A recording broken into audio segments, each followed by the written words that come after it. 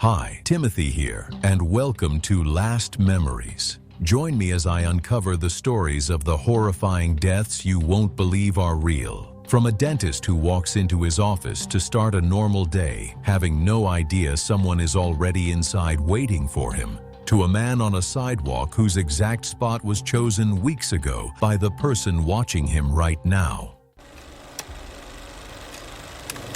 It was July 22, 2018, at a regional amusement park in Ohio, running at full summer capacity. The heat had been pressing down on the asphalt since mid-morning, the kind that radiates back up off the pavement and makes the air between the rides shimmer slightly. Tyler Marsh, 24, worked as a warehouse coordinator for a logistics company in the area. He had come to the park with a friend to unwind after a full week of work. During my research, I discovered that the last clear frame before the overexposure, he was relaxed, filming short clips on his phone and sending them to friends. There was nothing worried or hesitant about him. He was just a young man having a normal summer day, and the coaster was the next ride on the list. And this is the thing about Tyler's story that separates it from every other case in this video. He was the one holding the camera. He was filming himself. The coaster had one lap bar per seat. Each rider pulled it down by hand, and a ratchet locked it in place. A sensor checked each bar before the train could leave.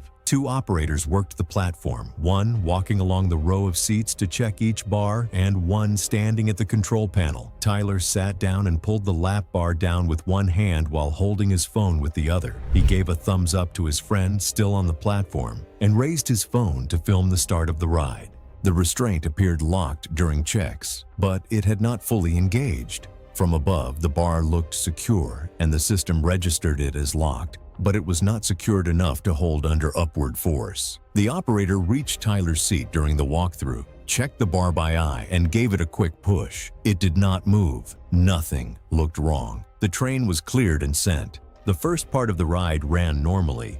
Tyler stayed in the seat. The bar held him in place through the early section because those forces were pushing him down into the seat rather than pulling him up out of it. As the train climbed, there was a slight shift between his body and the restraint. Then the ride hit the first airtime hill. Airtime hills push riders up out of their seats. The lap bar is the only thing holding them in. On every other seat on the train, the bar held. On Tyler's seat, the restraint gave way the moment the upward force hit it. His body came up out of the seat and he was thrown from the car at full speed. He fell from the ride structure and hit the ground below. The fall was from a significant height, and the speed of the train at the point of ejection meant he was not simply dropping vertically. The impact caused fatal traumatic injuries, including severe trauma to the head and torso. He did not survive the impact. Park staff found him on the ground under the track after riders on the train and people on the midway below started screaming. The ride kept going through the rest of the course while the operator worked out what had happened, then brought it to an emergency stop as the train came into the final section. Park staff reached the scene and called emergency services. The area was cleared and secured. Paramedics confirmed no signs of life at the scene. By the time they got to the high-speed coaster at the back of the park, he had already been on several other rides.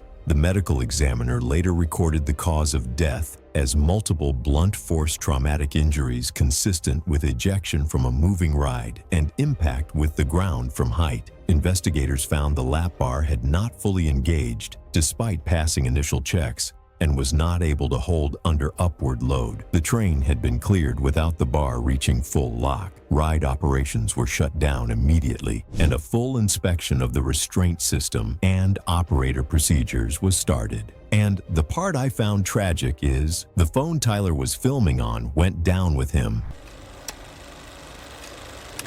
It was May 22, 2018 in Da Nang. The hillside resort overlooked the coastline, with clear views of the sea and only a few guests moving through the property that morning. The infinity pool sat along the edge, its surface calm, with a narrow side channel pulling water back into the system. From a distance, everything looked steady and safe. Lena Torres was 27, a food vlogger known for honest restaurant reviews. She didn't soften her opinions or adjust them to keep business owners comfortable. If something was bad, she said it clearly. That's what built her following, but it also made her a problem for people whose income depended on reputation. She had a heavier build, something viewers sometimes pointed out, and in tighter or slippery spaces, it could affect her balance and how easily she could recover her footing. A few months earlier, she reviewed a mid-range restaurant owned by Carlo Reyes, 56. The video was blunt. She criticized the food, the service, and the pricing without offering much room for interpretation. The review spread quickly. Within weeks, the restaurant saw a drop in customers, reservations slowed, and Carlo began losing steady income. What Lena saw as honesty, Carlo saw as something taken from him publicly and permanently. I know she was just doing her job and saying what she thought, but when someone's entire business depends on reputation, that kind of exposure doesn't feel like feedback. It feels like something being taken away. Instead of confronting her directly, Carlo reached out. In early May, he contacted Lena and suggested meeting in Da Nang, presenting it as a chance to collaborate on a follow-up video that could clarify her review and bring customers back. Lena agreed. She brought her camera gear and told a friend she was heading out for a shoot, expecting a controlled, professional interaction. The resort was privately booked, with no lifeguard and minimal staff nearby. 3 days earlier, a maintenance note recorded that the pool system was running at higher pressure than usual. The infinity pool used a concealed intake port along the side channel. After recent maintenance, part of the protective grate had shifted out of place,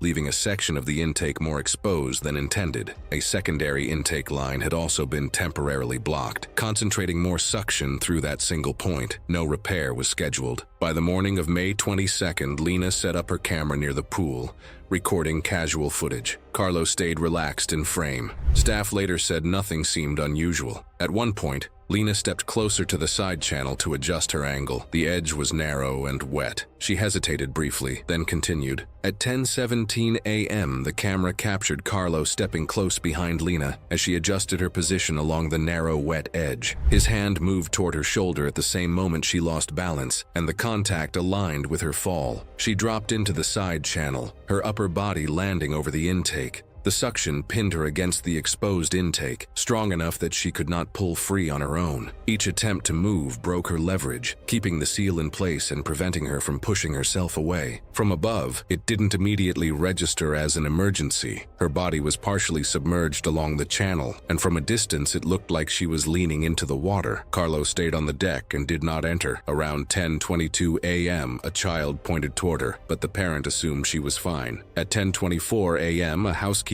noticed something was wrong and called for help. Staff attempted to pull her free, but the suction held. The pump controls were in a locked room, and the system wasn't shut off until 10:31 a.m. By then, she was unresponsive. Emergency services arrived at 10:49 a.m., and Lena was pronounced dead at 11:38 a.m. The autopsy confirmed drowning. Investigators later recovered footage showing Carlo deliberately pushing her into the intake channel, where her upper body landed over the exposed suction point. He was arrested 2 weeks later, charged with premeditated murder, and in 2019 was convicted and sentenced to life imprisonment. I think what stays with me here is how it never looks urgent from the outside, even when it already is. It's the kind of situation where people hesitate, not because they don't care, but because nothing clearly signals danger yet, and by the time it does, there's no time left to change anything. It was October 7th, 2014, at a large regional fair in Texas, inside a narrow food stall corridor along the main midway. The afternoon crowd was thick and loud. Brenda had been running her fryer since 9 a.m., and the oil had been at temperature for hours. Nothing about the setup looked unusual to anyone walking past. And honestly, that's what makes this kind of true crime case unsettling. It looks routine right up until it isn't. She had worked food service for 2 decades. Brenda Hale, 44, had owned her fair stall for 6 years, specializing in novelty, deep-fried items that she rotated each season. She was known among other vendors for being efficient and clean, someone who took her setup seriously and rarely had problems. She had started live streaming her booth during peak hours about a year earlier, mostly to draw foot traffic by showing the crowd and the food being made in real time. Her audience was small, regulars, family, a few food fair enthusiasts, but she enjoyed it. It was practical promotion, nothing more. And I've seen a lot of cases where people add cameras into their routine, thinking it changes nothing, but it quietly changes everything.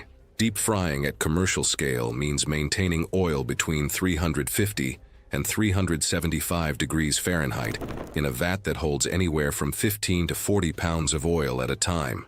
At that temperature, oil does not boil the way water does. It stays visually calm right up until something forces a reaction. The danger is moisture. When water or ice contacts oil that hot, it vaporizes almost instantly, expanding to roughly 1,700 times its liquid volume in a fraction of a second. That expansion has nowhere to go except outward and upward, forcing hot oil out of the vat in a violent surge. It is one of the most well-documented hazards in commercial food service, and the primary rule around it is simple. Nothing frozen or wet goes near an active fryer. And this is one of those rules that sounds basic, almost obvious, but it only works if every single person in that space follows it. Brenda had around 30 viewers when she went live that afternoon. She was narrating the crowd, showing the menu board, and demonstrating the batter process for a new item. The stall was busy, and the workspace behind the counter was tight, shared with 2 other workers. A temporary shelving unit had been set up along the back wall to hold overflow stock, including several trays of frozen battered items that had not been fully thawed or properly stored in a cooler. Safety inspections had been conducted earlier in the week, but not all stalls were checked again before reopening that day. And this is where the situation starts to shift, because now you have multiple small problems stacking in the same space. At approximately 2:17 p.m., a coworker reached up to reposition items on the top shelf of the storage unit. The shelf bracket on the right side had not been locked into place. When he shifted the tray, the bracket gave way. 3 frozen battered items, each still carrying a significant ice load, slid off the tray and fell. Brenda was standing directly in front of the primary fryer, facing the camera, mid-sentence. She did not see it happen behind her, and this is the moment that stands out to me. The point where everything is already in motion but no one realizes it yet. All 3 items landed in the oil simultaneously. The reaction was immediate. The moisture on the frozen pieces flash vaporized, and the oil surged upward and outward from the front and sides of the vat. Brenda took the full discharge across her chest, neck, and face from less than 2 feet away. The phone dropped from her hand, but landed face up on the counter and continued streaming.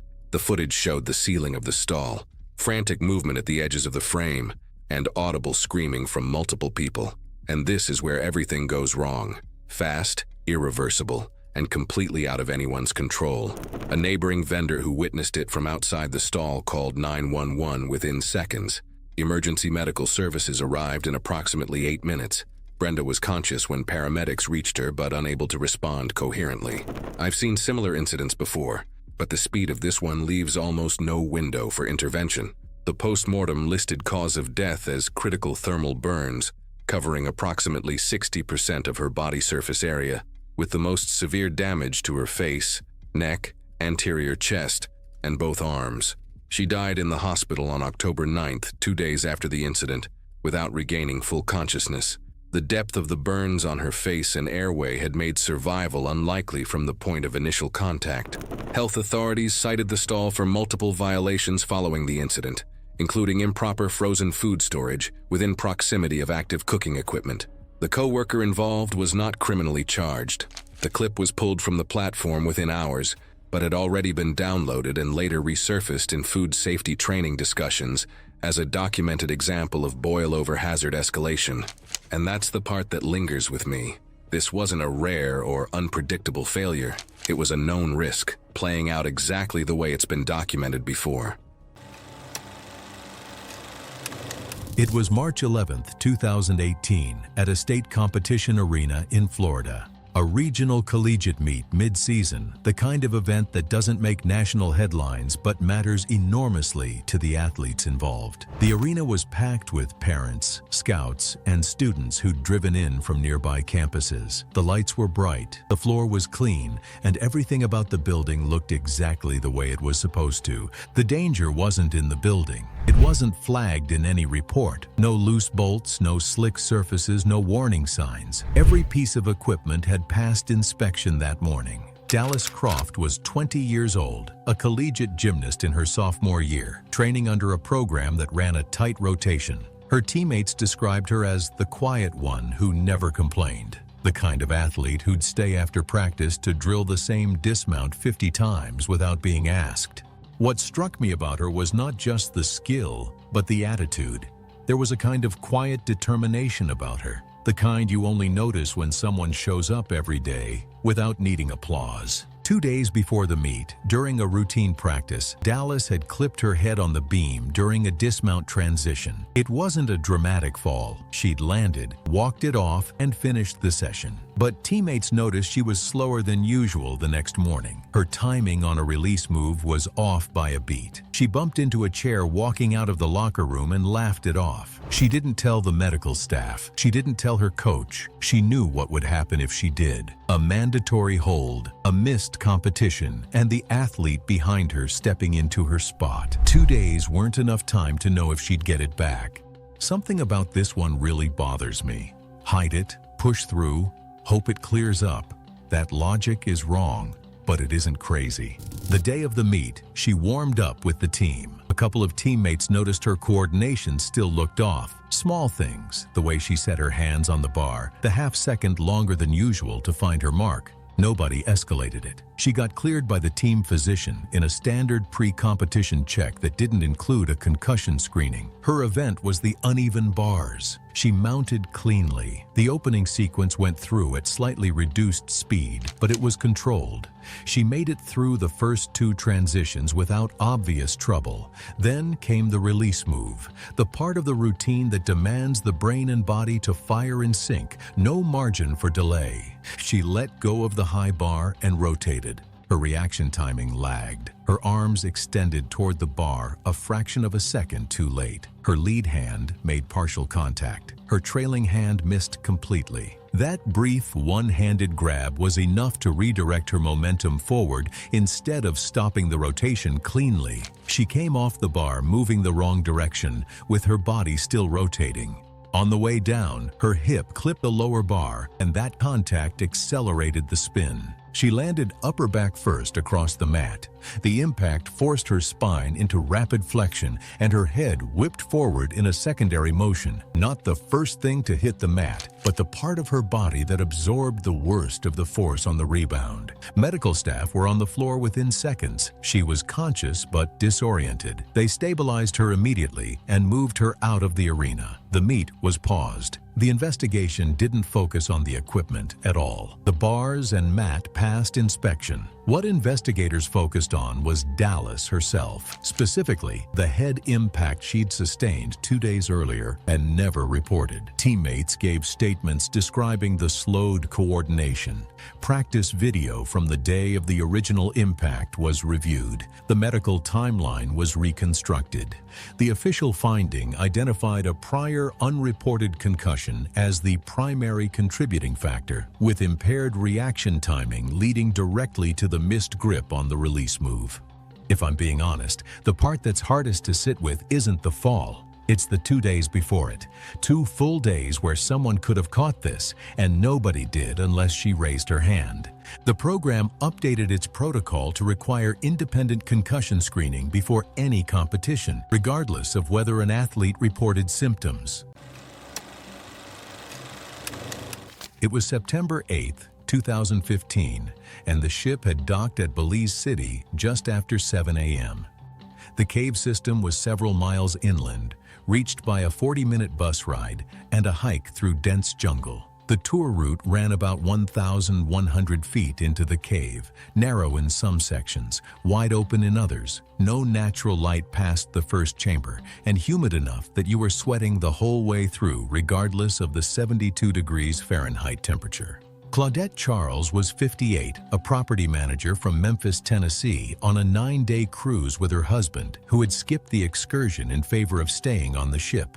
She had been managing mild hypertension for several years and took a low-dose diuretic every morning as part of that. The previous evening, she had started feeling nauseous and had been up most of the night with loose stools and vomiting. She told her husband it was probably something she ate at dinner and that she would be fine by morning. By morning, she was not fine, but a little vomiting was apparently not enough to change her plans. That morning, the ship had posted a norovirus advisory in common areas and at the excursion desk, asking anyone with stomach symptoms to skip group shore activities for the day. Claudette walked past it on her way to the bus. The excursion launched around 8:30 a.m. with a group of about 14 passengers. At the staging area, the guide asked if anyone was feeling unwell, standard protocol given the advisory posted that morning. Claudette said she hadn't paid good money to be turned away at the door over a little nausea. On the bus ride to the cave, she vomited once into a bag she had brought, told the passenger next to her it was motion sickness, and wiped her mouth. At the cave entrance, the guide looked at her and asked if she was all right. She was pale and had already sweated through the back of her shirt on the walk from the bus. She told him she just needed a minute and that she was fine. He offered to let her wait at the entrance with the bus driver. She said she hadn't come all this way to sit outside. He gave her an extra water bottle, kept her in his line of sight, and the group moved in. By the halfway point, she had drifted to the back and was visibly struggling to keep pace. Another tourist walking near her asked if she needed to stop. She shook her head and kept moving. She was drinking from the water bottle, but not nearly enough given how much she had already lost since the night before. At around 950 feet into the cave, the guide paused the group in a wide chamber he used as a standard rest point. Claudette sat down on a rock formation without being asked. The guide crouched beside her and could see her skin was clammy, her lips dry and cracked, and her hands were shaking. He handed her water and told the group they were taking 5 minutes. She drank slowly. When he signaled the group to move on, she stood up, took 2 steps, and went down sideways without stumbling or reaching out to catch herself. She just dropped and hit the cave floor without bracing herself at all. A tourist with basic first aid training knelt beside her and found a pulse that was weak and irregular. She was breathing but shallowly and did not respond to her name. The guide's radio signal was poor at that depth, so he sent the strongest member of the group running back toward the entrance on foot while he and the tourist began CPR after her pulse disappeared approximately 8 minutes after she fell. It took the runner 22 minutes to reach the entrance and another 19 minutes for emergency responders to get to her location inside the cave with a stretcher. They couldn't bring her back. She was carried out and transported to a regional medical facility. Her husband was reached by the ship's guest services team while the ship was still docked at Belize City. He was taken to the facility by port staff. Resuscitation efforts continued at the facility before she was pronounced dead. He was the one who identified her. The post-mortem blood work showed severely depleted potassium and signs of significant dehydration throughout. The terminal event was ventricular fibrillation, the heart losing its rhythm and not getting it back. The coroner's report connected the dots. Years of daily diuretic use had kept her potassium quietly on the low end. The stomach illness drained what was left overnight, and a morning of hiking through a humid cave finished it off. Her husband confirmed she had been sick the night before and that he had told her to stay on the ship. The guide's records showed he had flagged her twice and offered her the option to wait at the entrance. The excursion operator was not found liable.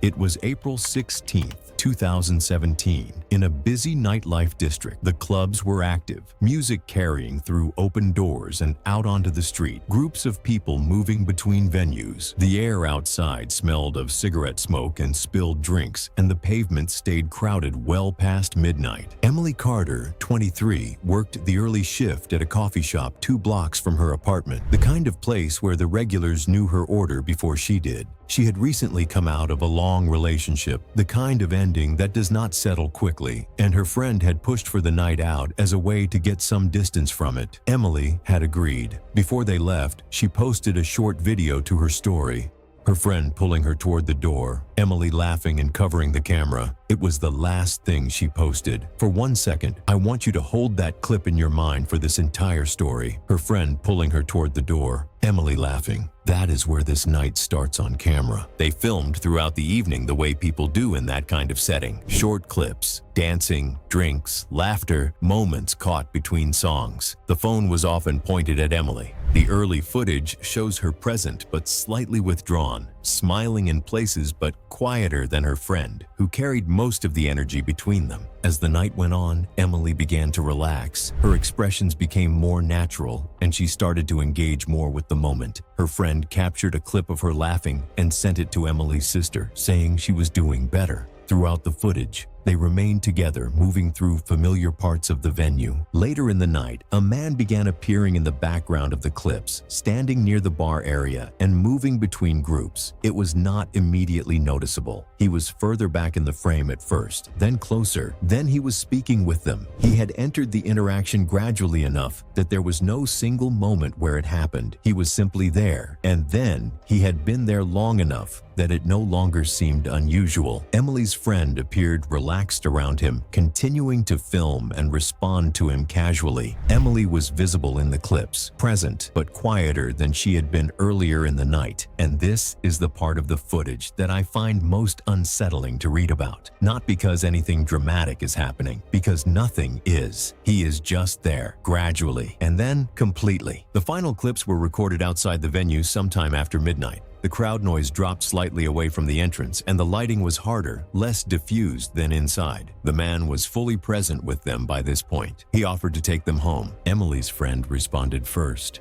Emily was visible in the frame. She hesitated. The shift in her expression lasted only a moment, but it was clear on camera. A brief pause, her eyes moving toward her friend before she answered. Her friend's tone was casual. There was no visible concern in how she spoke. The man remained calm and stayed where he was. The decision was made quickly after that. The last clip shows them walking toward a dark-colored sedan, parked slightly away from the main entrance. The doors open. Emily gets in. The recording ends. Authorities reviewed footage from the venue's camera system, street cameras, and recordings recovered from Emily's phone. The timeline was consistent across all sources. The final recorded moment placing Emily was her entering the vehicle. Investigators later identified the man seen in the footage and connected him to her disappearance. Emily Carter, 23, was never seen again after that night. Her case remains unresolved. All of it, from her friend pulling her toward the door at the start of the evening to the car door closing at the end. I watched it, and somewhere in that sequence is every decision that led to the last frame. A door closing, and then nothing. It was March 12, 2016. The industrial bakery in Cebu City ran its overnight shift as usual, with flour dust in the air, ovens cycling steadily, and workers moving in routine. Nothing stood out or suggested anything had changed. Quiet but dependable. That was Arvin Salcido, 29, a packaging line worker who had been with the bakery for 3 years. He lived in Mandaue, taking 2 jeepneys before dawn to reach the facility, sending most of his pay back to his mother in Bohol. He kept to himself, avoided complaints, and worked steadily through each shift. Like most workers on the line, he ate from the cooling racks during downtime. It saved money, and no one questioned it. And if we're being honest, if you're standing around fresh bread all night, you're probably doing the same thing. Supervisors described him as reliable and detail-oriented. In 2015, he attended safety meetings and once suggested adding biometric locks to the ingredient storage rooms, an idea that was noted but not implemented. Months earlier, he had reported seeing Joel Mirasol, 30, taking product out through a side exit. The complaint went through management, and Arvin signed as a witness. Joel was suspended, but his access card remained active. According to CCTV reviewed later, Joel entered the facility at 2:14 a.m. on March 12th during a shift overlap, when movement at the loading bay pulled attention away from internal areas. Days earlier, his suspension had been discussed openly on the floor, with supervisors questioning him in front of other workers and limiting his access. Co-workers later said the incident spread quickly, and Joel became the subject of quiet conversations and avoidance on the line. Security later stated that familiar workers were often waved through during these periods without strict badge checks. He went directly to the ingredient storage room and stayed inside for 4 minutes. minutes. Instead of contaminating ingredients before baking, Joel moved to the cooling area after production began. Investigators later determined he applied a concentrated liquid organophosphate pesticide to a small number of finished pieces at the edge of the rack, targeting items likely to be picked up casually while they cooled, avoiding heat that could reduce potency. By 5:30 a.m., the first batch had finished baking and was cooling on the racks. Workers on the packaging line noticed something slightly off. Not strong, not enough to alarm anyone. Just a faint metallic edge beneath the usual smell of yeast and toasted crust. It came and went depending on where they stood, blending into the heat of the ovens and the normal smells of production. 2 workers mentioned it briefly. One assumed it was leftover cleaning residue reacting to heat. The line didn't stop. Arvin picked up a piece from the cooling rack. He took a bite, paused for a second, and said the taste wasn't right, like something chemical.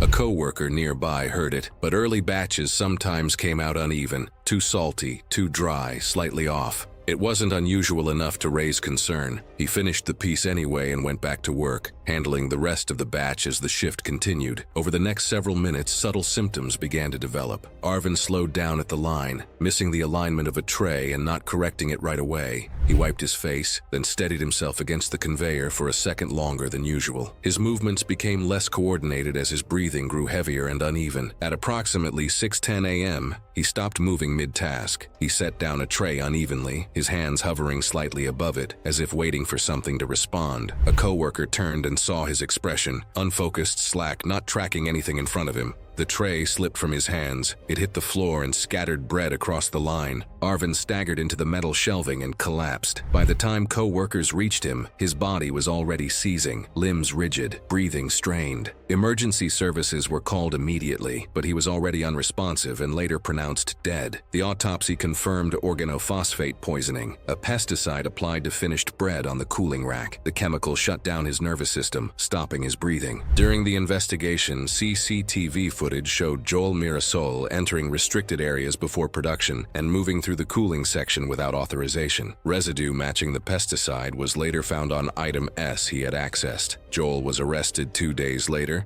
and charged with murder with treachery. In 2018, he was convicted and sentenced to reclusion perpetua of 20 to 40 years imprisonment under Philippine law. Within a month, the bakery installed biometric locks, the same fix Arvin had suggested a year earlier. By then, the system had already failed once. It was May 14, 2017, in a small flat in Croydon, London. The afternoon was unremarkable. A camera was propped against a stack of books. A bag of chips sat on the table. Nothing about the setup suggested anything other than another ordinary video. And honestly, that's what makes this feel wrong, because nothing here looks dangerous, and yet it is. At first glance, Daniel Fox, 21, had been chasing something simple. He worked part-time at a grocery warehouse and filmed content whenever he could. His audience was small, around 2,000 followers, but he treated it like it was already something bigger. He wasn't reckless in the usual sense. If anything, he was consistent, the kind of person who believes that if you just keep showing up, something will eventually work. I've seen this happen in a lot of cases online.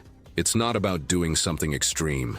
It's just copying what others did and thinking it'll be fine for you too. The challenge he chose was straightforward. 1 chip coated in extract from the Carolina Reaper pepper, over 2 million Scoville heat units. For context, most hot sauces barely reach 5,000. At that level, capsaicin doesn't just feel hot. It triggers pain receptors as if your body is being burned. In rare cases, especially with unknown sensitivities, the reaction can escalate fast, faster than anyone expects. And this is where things start to shift because the environment around him wasn't built for risk. It was a small room, no medical plan. No one is really watching for warning signs, which is fine, until it's not. He had seen the challenge done dozens of times. He went live around 2:40 p.m. with about 50 viewers. He joked with the chat, held up the chip, and ate it in 1 bite. The comments flooded in immediately. Encouragement, jokes, people telling him not to drink water. He followed along. The first minute looked controlled. The coughing started around 90 seconds. His eyes watered. He kept swallowing, which is a normal reflex. But here, it pushed the capsaicin deeper. He laughed through it. The chat laughed too. By the 3-minute mark, nothing had changed in the room. And that's the problem, because something had already changed in him. At 4 minutes, his voice dropped almost completely. He touched his throat, then pressed his chest.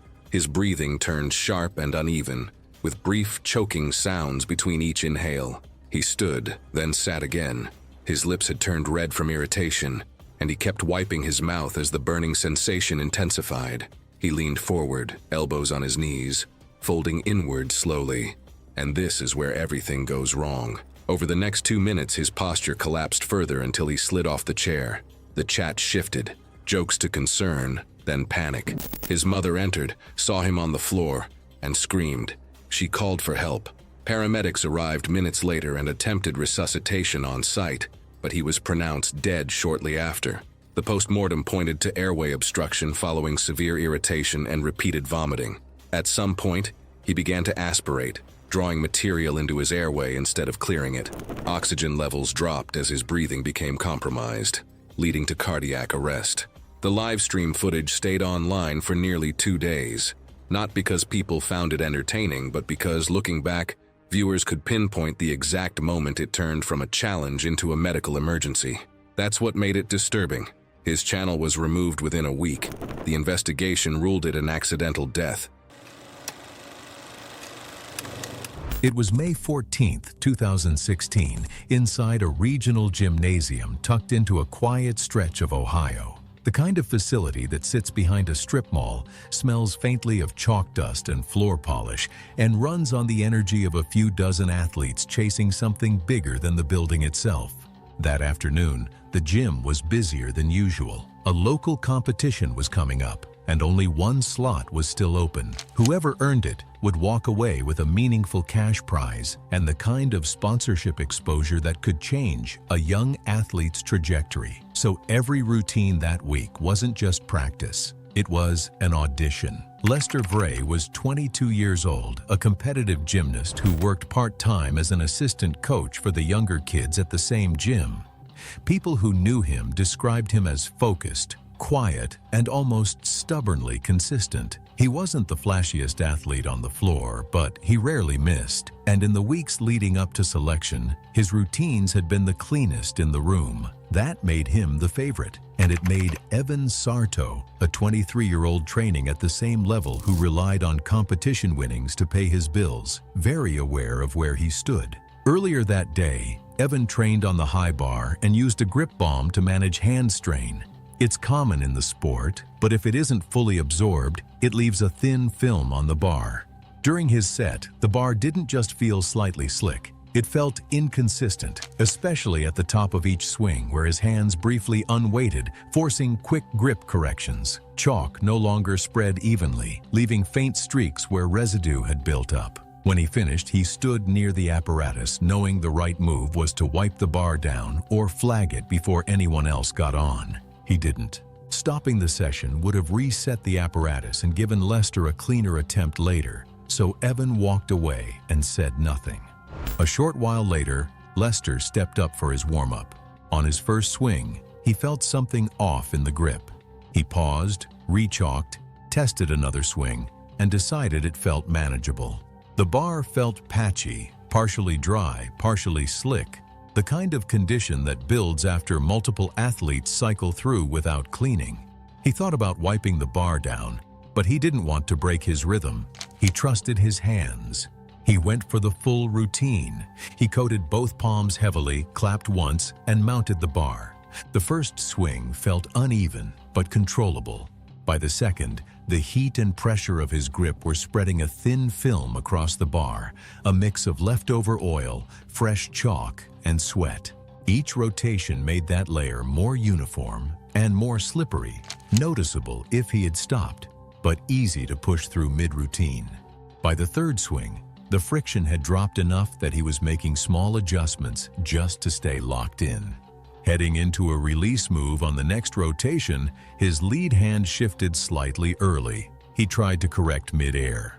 That correction dumped extra load onto his trailing hand, and at the peak of his rotation, that hand lost full contact with the bar. His hip clipped the bar on the way down, tilting his axis and dropping his trajectory. Instead of landing tall, he came down feet first with too much forward momentum. His knees buckled. The collapse traveled upward, his torso pitched forward, and his head struck the mat in a secondary impact. The force of that forward impact caused a catastrophic traumatic brain injury with cervical spine damage, leading to immediate loss of consciousness and ultimately his death. Other athletes climbed up to inspect the bar almost immediately. Several noted that it felt slick. Some admitted they had noticed the same inconsistent grip earlier but continued anyway. A quick check confirmed reduced surface friction from residue buildup. Multiple athletes had used the bar without cleaning it. No one had flagged it before Lester's turn. You know what really gets me about this? It wasn't some huge mistake or crazy stunt. It was just a bunch of little things people ignored. Lester was unresponsive when staff reached him. He was transported with severe trauma and never recovered. The apparatus was pulled from use that same evening, and the gym suspended selection while the incident was reviewed. The official findings pointed to compromised grip conditions as the primary contributing factor, combined with the decision to proceed after early warning signs. I feel bad for both of them, honestly.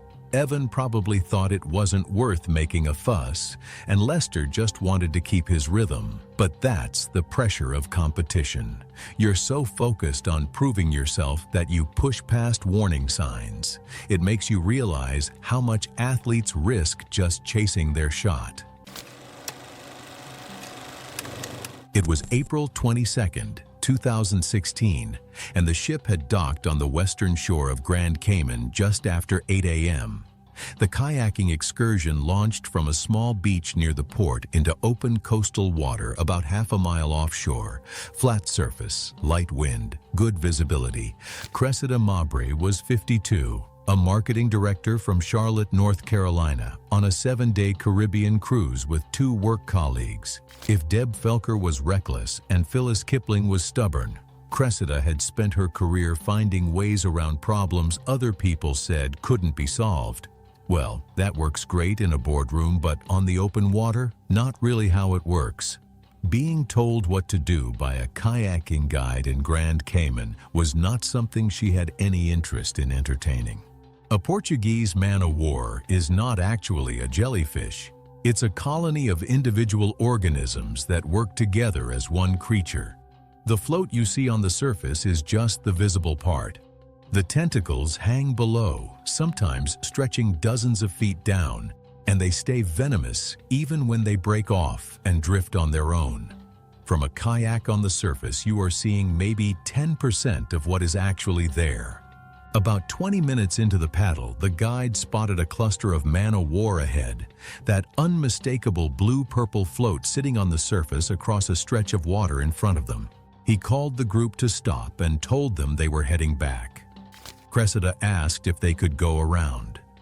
He explained that the tentacles ran far deeper than anything visible from the surface, and there was no safe way through.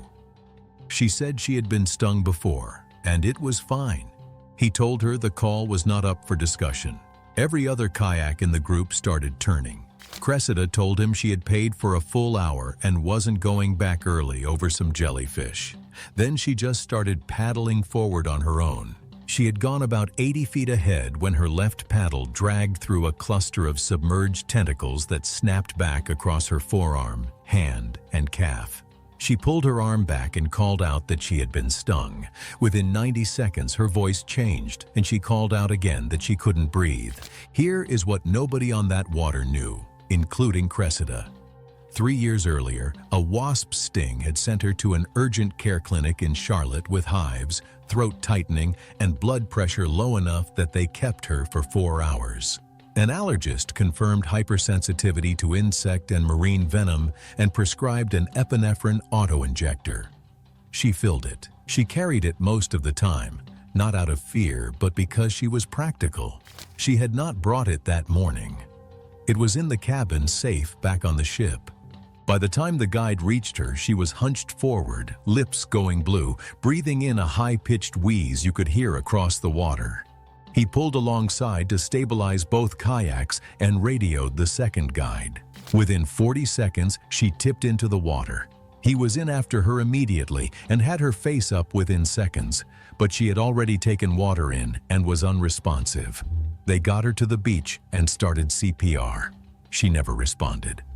Emergency services took her to a medical facility on Grand Cayman, where they worked on her for another 35 minutes before calling it. The post-mortem was straightforward. The prior wasp sting had sensitized her immune system. When the man-o'-war venom hit, her body treated it as a known threat, airways swelling, blood pressure collapsing, faster and harder than it would have in someone without that history. The immersion finished what the venom started. Epinephrine in the first 2 minutes might have bought enough time. There was none on the water. There was one in the cabin safe 11 miles away. The guide's radio log and every witness account lined up. The operator's safety review came back clean. Her 2 colleagues were the ones who identified her at the facility. Neither of them had been on the water when it happened. 30 years of being the smartest person in the room. How does someone like that not learn to listen? It was October 21st, 2019, at a Korean BBQ restaurant in a busy college neighborhood in Busan, South Korea. The evening rush was at full pace, every table occupied, the air thick with smoke and the smell of grilling meat. A group of friends had come in to celebrate finishing their exams. The mood was loud and relaxed, the kind of evening that feels like a reward after weeks of pressure. Ji-hoon Park, 22, was a second-year university student who had just finished his final exams earlier that day and joined his friends to unwind over dinner. As he arrived at the restaurant, his phone rang. His mother, calling to remind him to pick up her medication from a nearby clinic. He told her he would handle it later, asking her to be patient and assuring her he would stop by on his way home. When the group sat down, Ji-hoon took the seat closest to the tabletop grill. He took charge of the cooking the way some people naturally do in a group, picking up the tongs, turning the meat, leaning over the grill to check what was ready. His friends filmed casually on their phones, short clips of the food cooking, reactions, laughter. Ji-hoon was in most of the shots, and I want you to hold that image, because those clips his friends were recording are the footage that this case hinges on. They were filming a celebration. They did not know they were filming evidence. The table surface was crowded with plates and utensils, leaving little space around the grill. The grill was a butane-powered tabletop unit, the standard type used in Korean BBQ restaurants. A fuel canister sat beneath the cooking surface, connected to a burner with a manual flame control. The heat concentrated at table level and the setup was designed for close contact cooking. It was the same type of grill used at hundreds of restaurants across the country every night. Early in the meal, everything looked normal. The flame ran steadily, and the food cooked the way it was supposed to. Then, small things began to change. The flame flickered unevenly, surging briefly above its normal height before settling again. A faint hissing sound came from beneath the grill housing. One of Ji-hoon's friends heard it and mentioned it briefly. Nobody stopped cooking. Flame fluctuations were not unusual in busy service, and no one at the table treated it as anything more than a minor adjustment issue. The grill was adjusted slightly, and the conversation moved on. Ji-hoon kept turning the meat, leaning in and out of frame as his friends continued filming. This is the part that things began to go wrong. The hissing did not stop. The flame continued to flicker. Gas was escaping from a canister that had not fully locked into place, allowing it to leak at the connection point, heavier than the surrounding air. It began accumulating intermittently around the base of the grill, mixing with the surrounding air, but remaining concentrated enough near the burner housing to form an ignitable mixture. Staff were attending to multiple tables and did not approach before the ignition occurred. Over the following moments, the concentration became sufficient to ignite at the burner flame. Ji-hoon leaned forward to turn a piece of meat. The mixture ignited. The initial flash was instantaneous, but the flame did not immediately die. The continuing leak fed a sustained flare that persisted for several seconds, long enough to cause the injuries that followed. The fire rose directly into Ji-hoon's face as he leaned over the grill. The footage captured a sudden burst of light that overexposed the frame. Voices overlapped as people stood and moved away from the table. The camera dropped.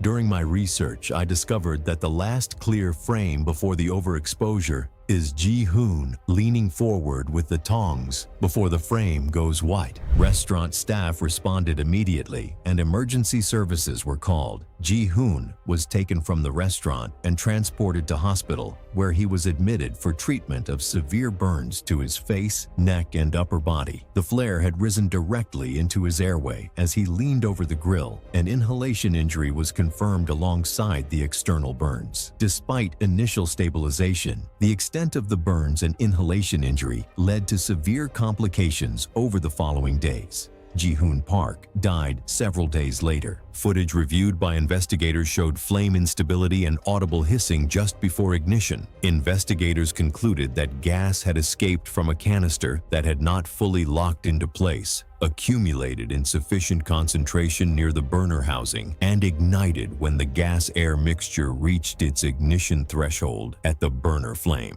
He never got home to his mother. I can't help thinking that if he had gone to his mom when she called, he might still be alive.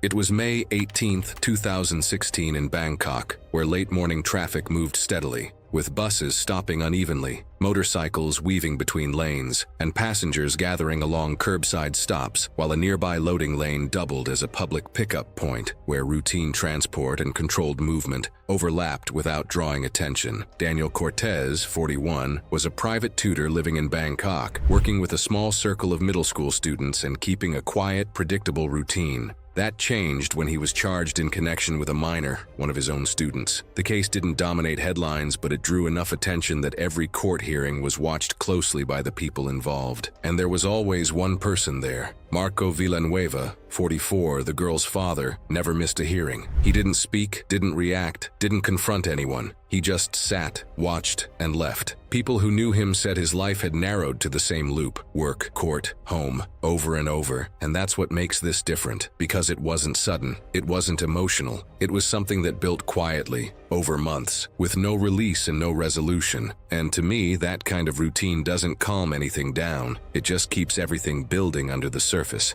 On the morning of the incident, Marco arrived early. CCTV later showed him at the roadside loading area by 9:12 a.m., standing near a structural column beside a blind spot where the lane curved out of view. It wasn't a secure area. It didn't need to be. He didn't move much, he just waited. And honestly, waiting like that almost looks normal in public, until you realize he wasn't waiting for anything to happen. He was waiting to make sure it did. And by that point, it wasn't about confrontation anymore. It was about finishing something he had already decided. He stayed there for over 40 minutes, standing in place and occasionally adjusting his shoulder bag without sitting, using his phone or interacting with anyone, blending into a space where waiting wasn't unusual. At the same time, Daniel was prepared for transfer from a nearby courthouse annex, escorted by 3 officers toward a transport van along the roadside lane, with his hands restrained in front. The route followed standard short-distance procedure, relying on speed rather than full isolation, moving through a space that blended controlled movement with public access, under the assumption no immediate threat was present. The transfer was classified as low risk, which allowed movement through a mixed-access area rather than a fully secured route. The escort moved without issue as they exited the building and approached the curbside lane, with surrounding noise from engines, conversations, and passing vehicles masking the shift from secured space to open access. While at approximately 9:58 a.m., they reached the curved section of the lane where visibility narrowed briefly before opening again toward the transport vehicle. As they passed the blind section, Marco stepped out from beside the column about 6 feet away, raised a handgun, and fired once, leaving no time for any meaningful response. He collapsed immediately, with no coordinated movement or attempt to react after impact. One officer reached for his weapon while another moved forward, but Marco did not attempt to flee, instead placing the gun on the ground and raising both hands in a controlled motion. A bystander alerted nearby personnel within seconds, and emergency services were contacted at approximately 9:59 a.m., with responders already positioned within the transport network arriving at the scene within minutes, but there was nothing that could be stabilized or reversed. The autopsy later confirmed a single gunshot wound to the base of the skull, entering from behind at close range, with the bullet disrupting the brainstem, the part of the body responsible for breathing, heart rate, and basic function, leaving no delay and no opportunity for intervention. Daniel Cortez died at the scene. Marco Villanueva was taken into custody without resistance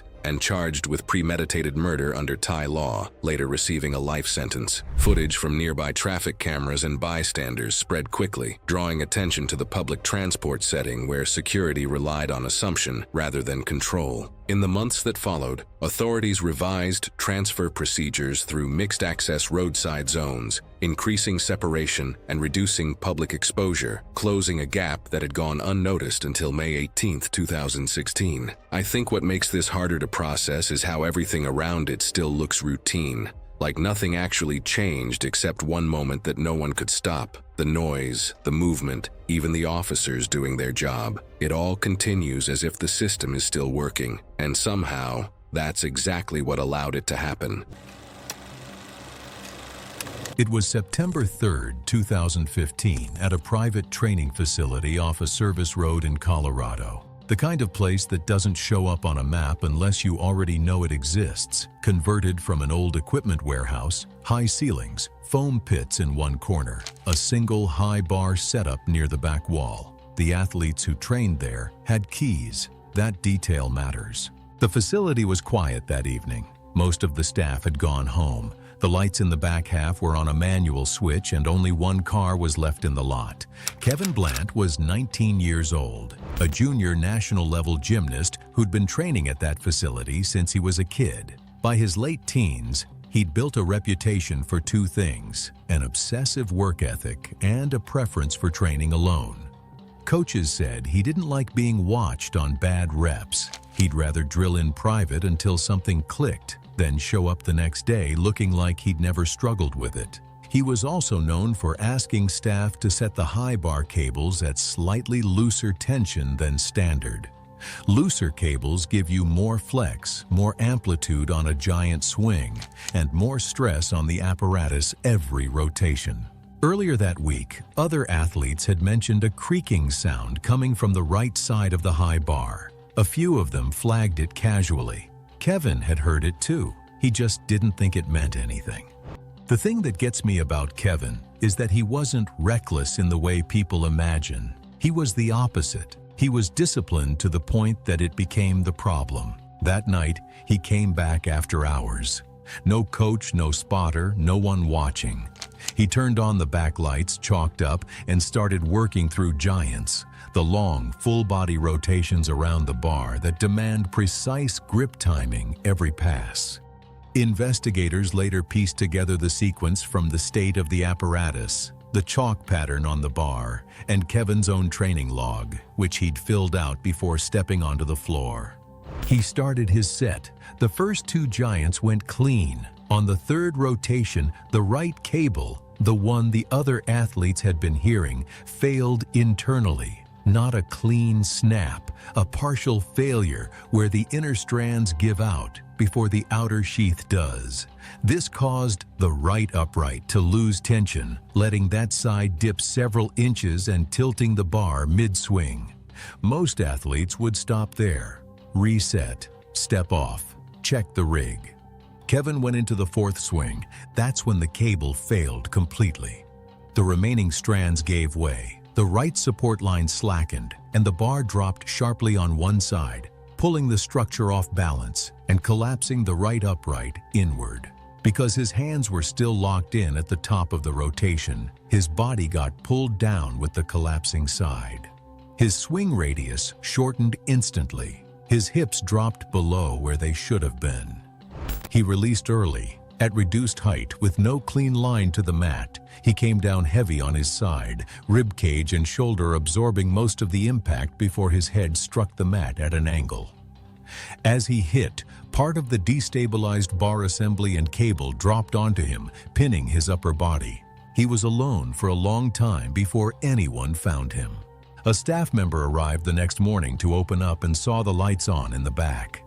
Kevin was still beneath the partially collapsed structure. Emergency services transported him in critical condition, but the injuries, severe chest trauma combined with a traumatic brain injury, were unsurvivable, and he was pronounced dead shortly after arrival. The investigation focused on the apparatus first. Inspectors confirmed progressive cable fatigue on the right side, consistent with weeks of cumulative stress under looser-than-standard tension settings. The internal strands had been failing gradually. The creaking the other athletes had heard wasn't flex, it was a warning. And honestly, what stays with me isn't the cable. It's the choice to be alone. If even one other person had been in that building, the outcome might have looked completely different. The facility was closed for 2 weeks. Maintenance reporting procedures were rewritten. Any unusual sound from an apparatus now required a formal write-up before the next session. It was March 24th, 2015, and the ship had docked at Roatan, Honduras just after 7 a.m. Roatan is a narrow, hilly island off the northern coast of Honduras, covered in dense brush with red clay soil through the interior. The trail this group used ran along a hillside, packed dirt and loose gravel with sharp switchbacks, steep drops on the outer edge, and nothing in the way of barriers or guardrails.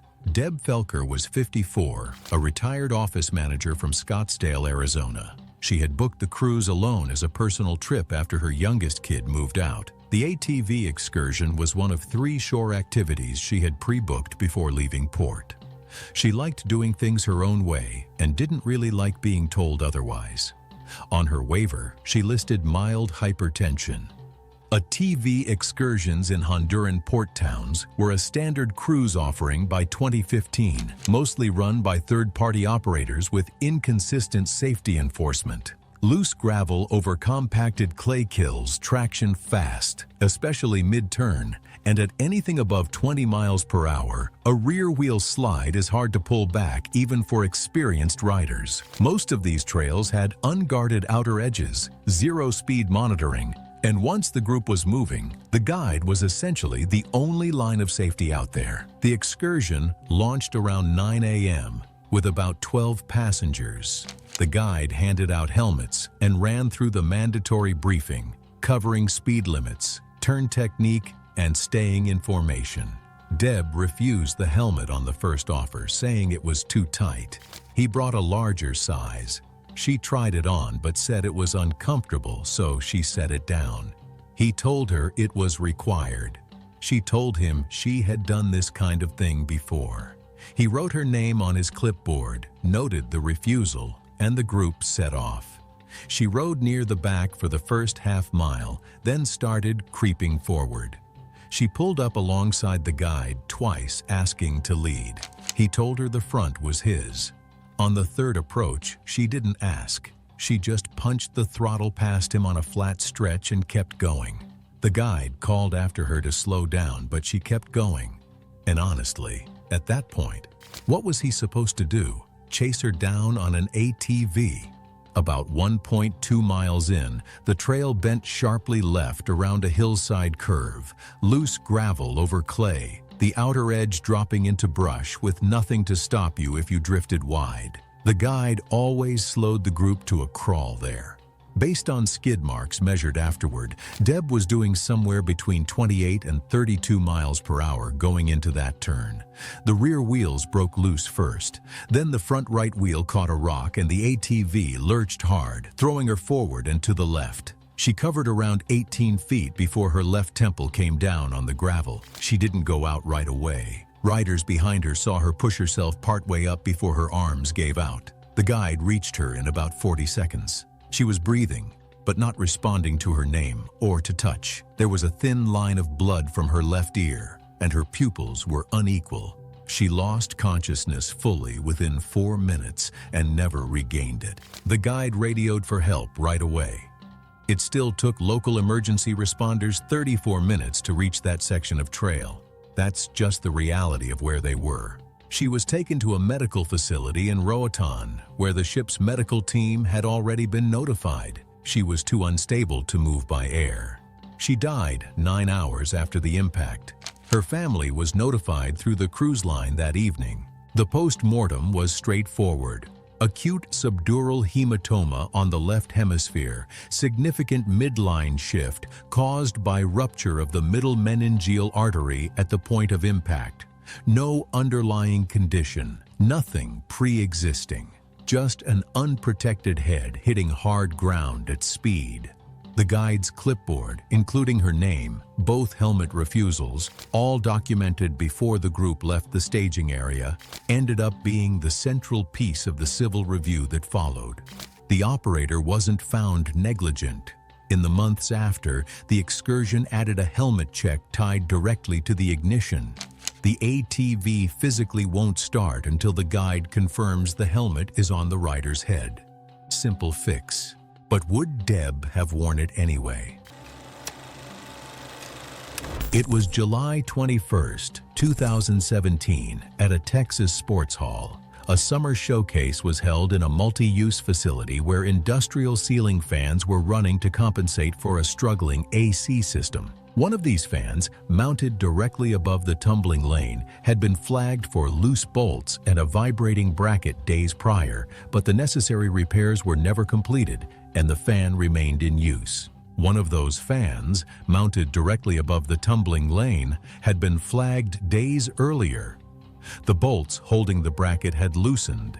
Staff tightened it once as a temporary fix, but the vibration returned. A repair order had been written. It hadn't been completed. The fan stayed active. Maddie Trove was 24, a gymnastics instructor who picked up exhibition work on the side. She had the kind of control that made difficult passes look routine.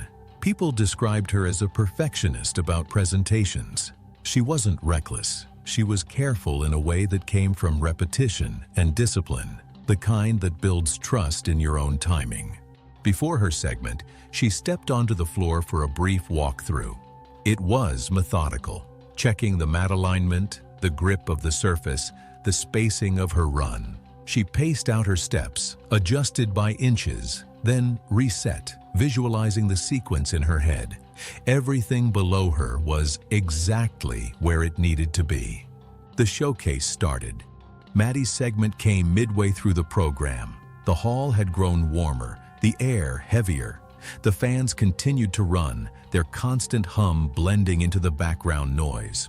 A few spectators near the front glanced up at the wobbling fan, briefly pointing it out to each other before turning their attention back to the floor. Honestly, the part that is hard for me to understand is that people noticed it, but no one reacted, and that small moment of hesitation ended up being part of what led to her fall. She opened clean, round off into back handspring, building speed across the floor. Her movement was precise, controlled, exactly as practiced. Witnesses in the front rows later said they heard a sharper metallic sound as she set for her final element. A few people glanced upward. Most didn't. The routine held their focus. It struck me later how that sound was the first sign, but in the moment, no one realized what it meant. The mounting bracket failed after prolonged vibration. One loosened bolt sheared, shifting stress onto the remaining fasteners, which failed in rapid succession. The bracket and attached hardware, several pounds of metal, dropped straight onto the lane, directly into her takeoff zone. She was already committed. She launched into a high vertical salto. On descent, her foot struck the fallen hardware instead of the mat. The contact disrupted her base instantly. Her alignment broke mid-rotation. The twist didn't resolve. She came down in a torsional landing, her torso still turning as it descended, force loading across her shoulder and the side of her neck instead of her legs. Her head snapped sharply to the side. The impact caused a high cervical fracture dislocation, severing the spinal cord, fatal on impact. The music cut. The room shifted from noise to confusion in seconds. Staff rushed in. The showcase stopped immediately. Emergency services arrived within minutes, but the injury left no possibility for intervention. The fan was pulled down that night. The bracket failure was confirmed. Maintenance records showed it had been flagged 5 days earlier and left active. Photos taken afterward placed the debris directly within the landing path.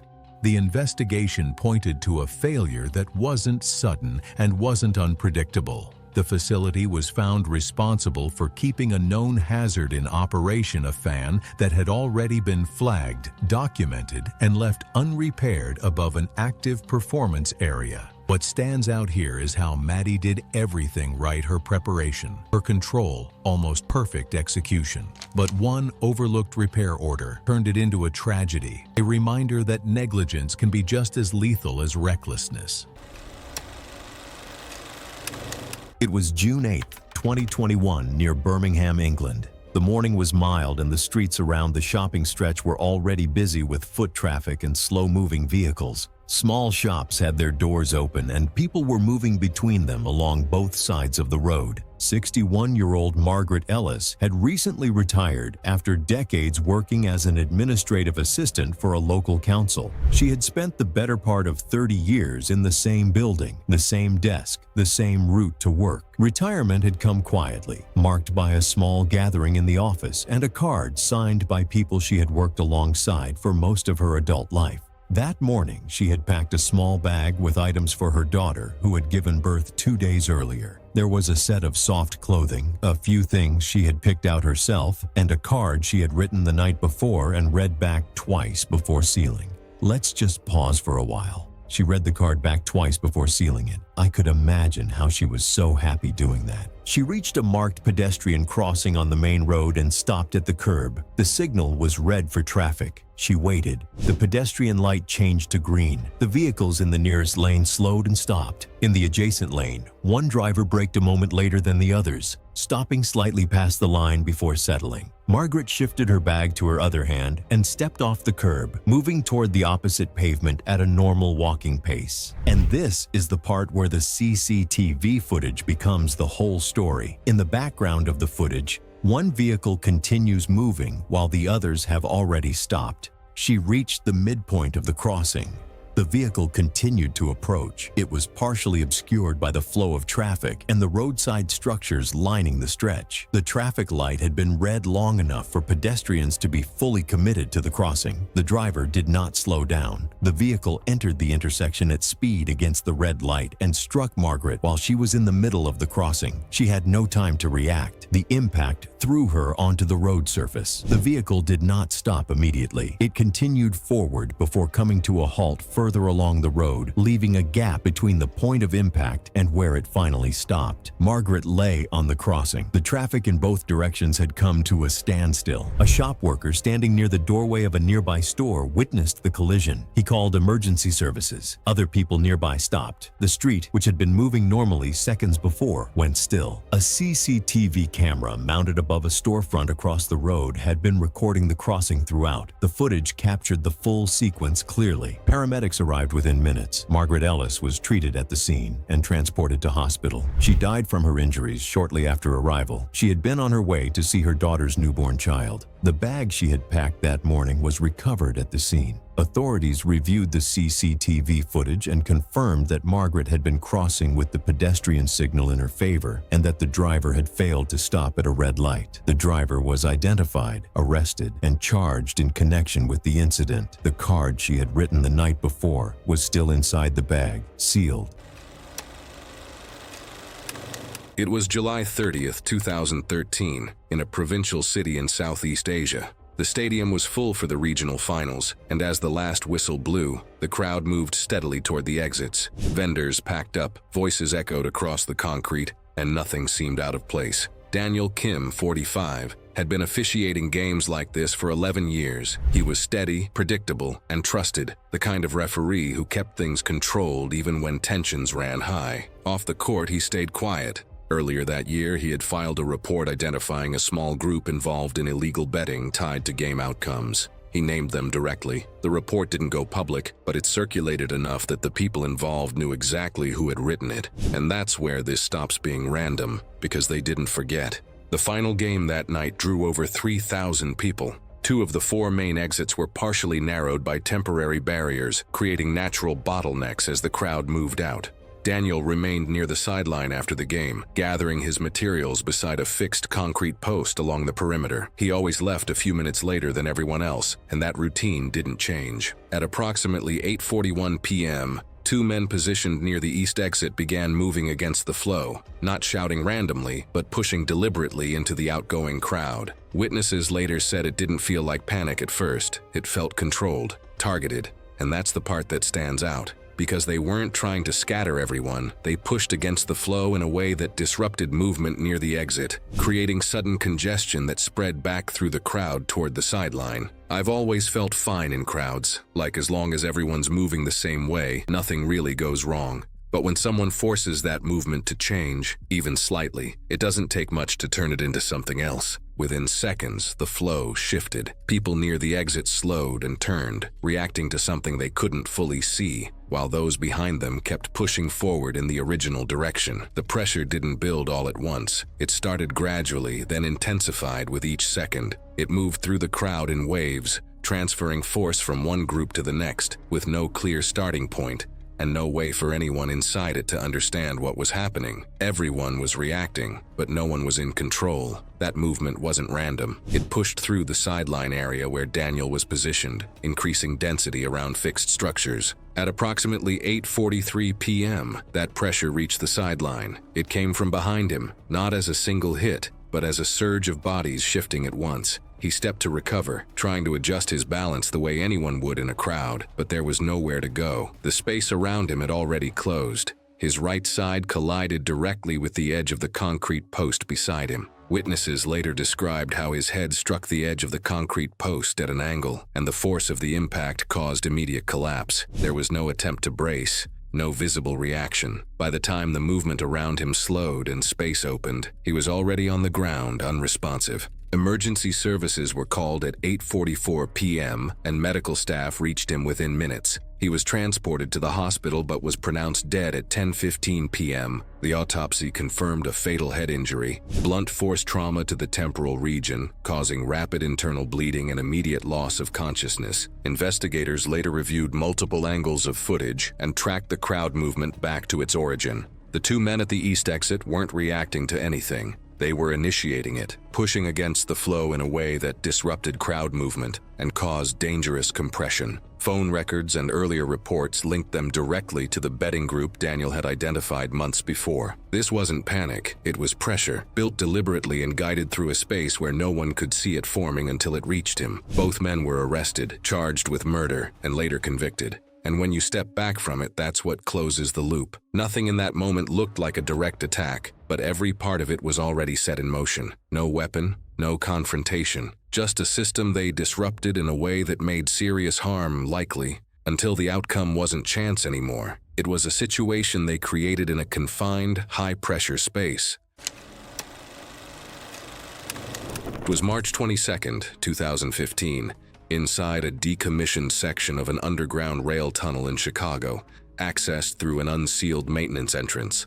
The tunnel was dark, damp, and silent, except for distant ventilation.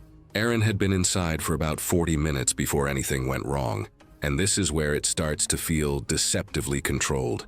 Aaron Walsh, 21, ran a small urban exploration channel with about 3,400 subscribers. She wasn't reckless in the obvious sense.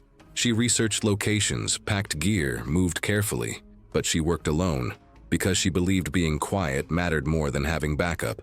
She was also studying architecture part-time, which made this more than just content. She cared about these spaces, the structure, the history, the forgotten parts of the city. That's what makes this a disturbing case to break down. She wasn't chasing danger. She thought she understood it. Now here's the part that most people underestimate. Decommissioned doesn't mean dead. Rail systems run on interconnected electrical grids. Even unused sections can still carry live current through relay systems. Aaron didn't have the training or clearance to identify that. No insulated tools, no partner, no way to test if something was live. She was relying on observation, and in environments like this, that's exactly where things start to break down. She had around 100 viewers when she went live that night. Nothing unusual. Just her walking, narrating, showing details most people never see.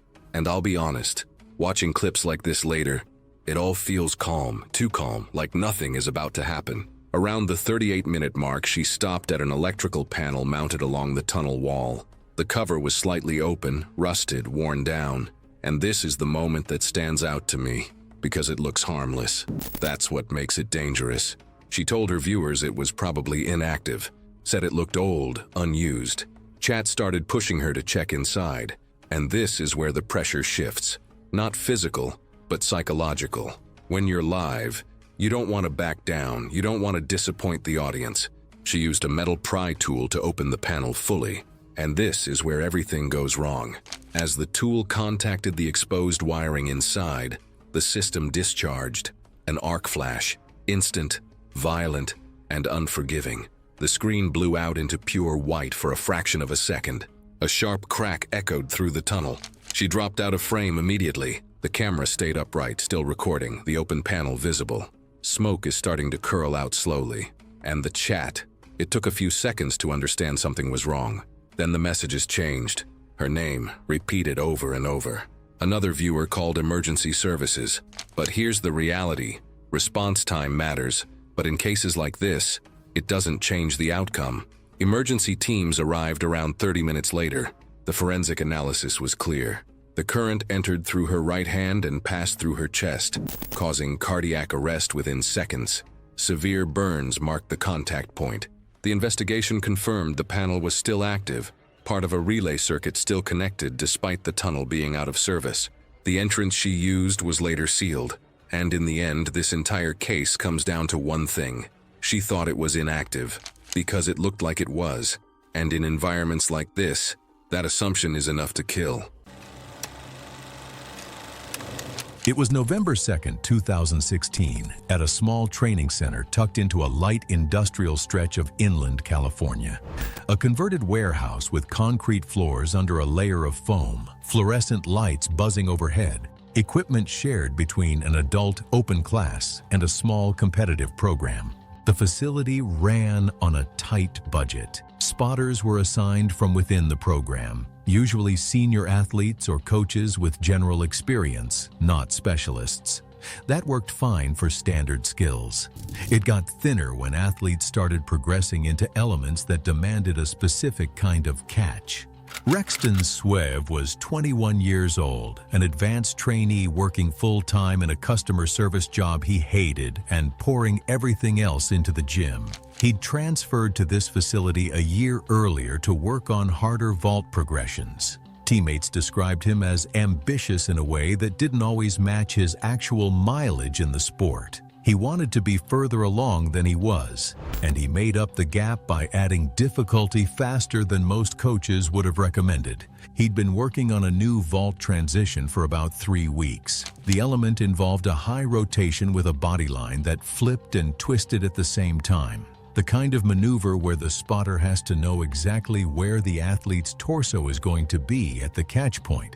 Timing isn't approximate on these. The spotter that afternoon was a senior athlete from the open class side, experienced in general spotting, but he hadn't worked this specific maneuver before. He'd stepped in for one prior attempt that ended in a near miss. His hands had reached the catch position a fraction late, and Rexton had landed the rotation himself by reflex. Most athletes would have flagged it, reset the progression, asked for a coach who'd worked the element before. Rexton went the other direction. He increased his entry speed and rotational height on the next attempts, treating the near miss as a one-off. His logic, based on what teammates said afterward, was that the spotter would adjust as he saw more reps. Slowing down meant losing 3 weeks of momentum. The session continued. Rexton hit the vault at full speed and launched into the maneuver with more rotation than his previous reps. The spotter, calibrated to a slower version of the skill, stepped in on the timing he'd seen before. He was late. His hands made partial contact with Rexton's torso instead of catching cleanly under it. The contact wasn't centered. It hit one side of the body harder than the other, and at the speed Rexton was rotating, that uneven contact introduced rotational torque across his body's axis, a twist on top of the flip he was already doing. His body line broke mid-air. Witnesses described a corkscrew descent. The the rotation he'd planned for, plus an unplanned spiral on top. He tried to extend one arm to stabilize, but the twist had already taken his alignment past the point where a single arm could correct it. He landed with asymmetric loading across his shoulder and torso. His head contacted the mat last, after the rotational momentum had already carried the rest of his body through the impact. Training stopped immediately. Rexton was breathing but unresponsive when staff reached him. He was transported under critical care and did not recover. The investigation focused on the spotting assignment and the progression schedule. The vault, runway, and mat all passed inspection. What the report identified was a mismatch. An athlete progressing faster than the available spotting expertise could keep up with, and a near miss that should have triggered a stop. A near miss is supposed to mean something, a free lesson. I think Rexton got that lesson. He just decided it didn't apply to him yet. The facility revised its spotter qualification policy. Any advanced element now required a spotter with documented experience on that specific skill, and any near miss automatically triggered a 48-hour progression hold.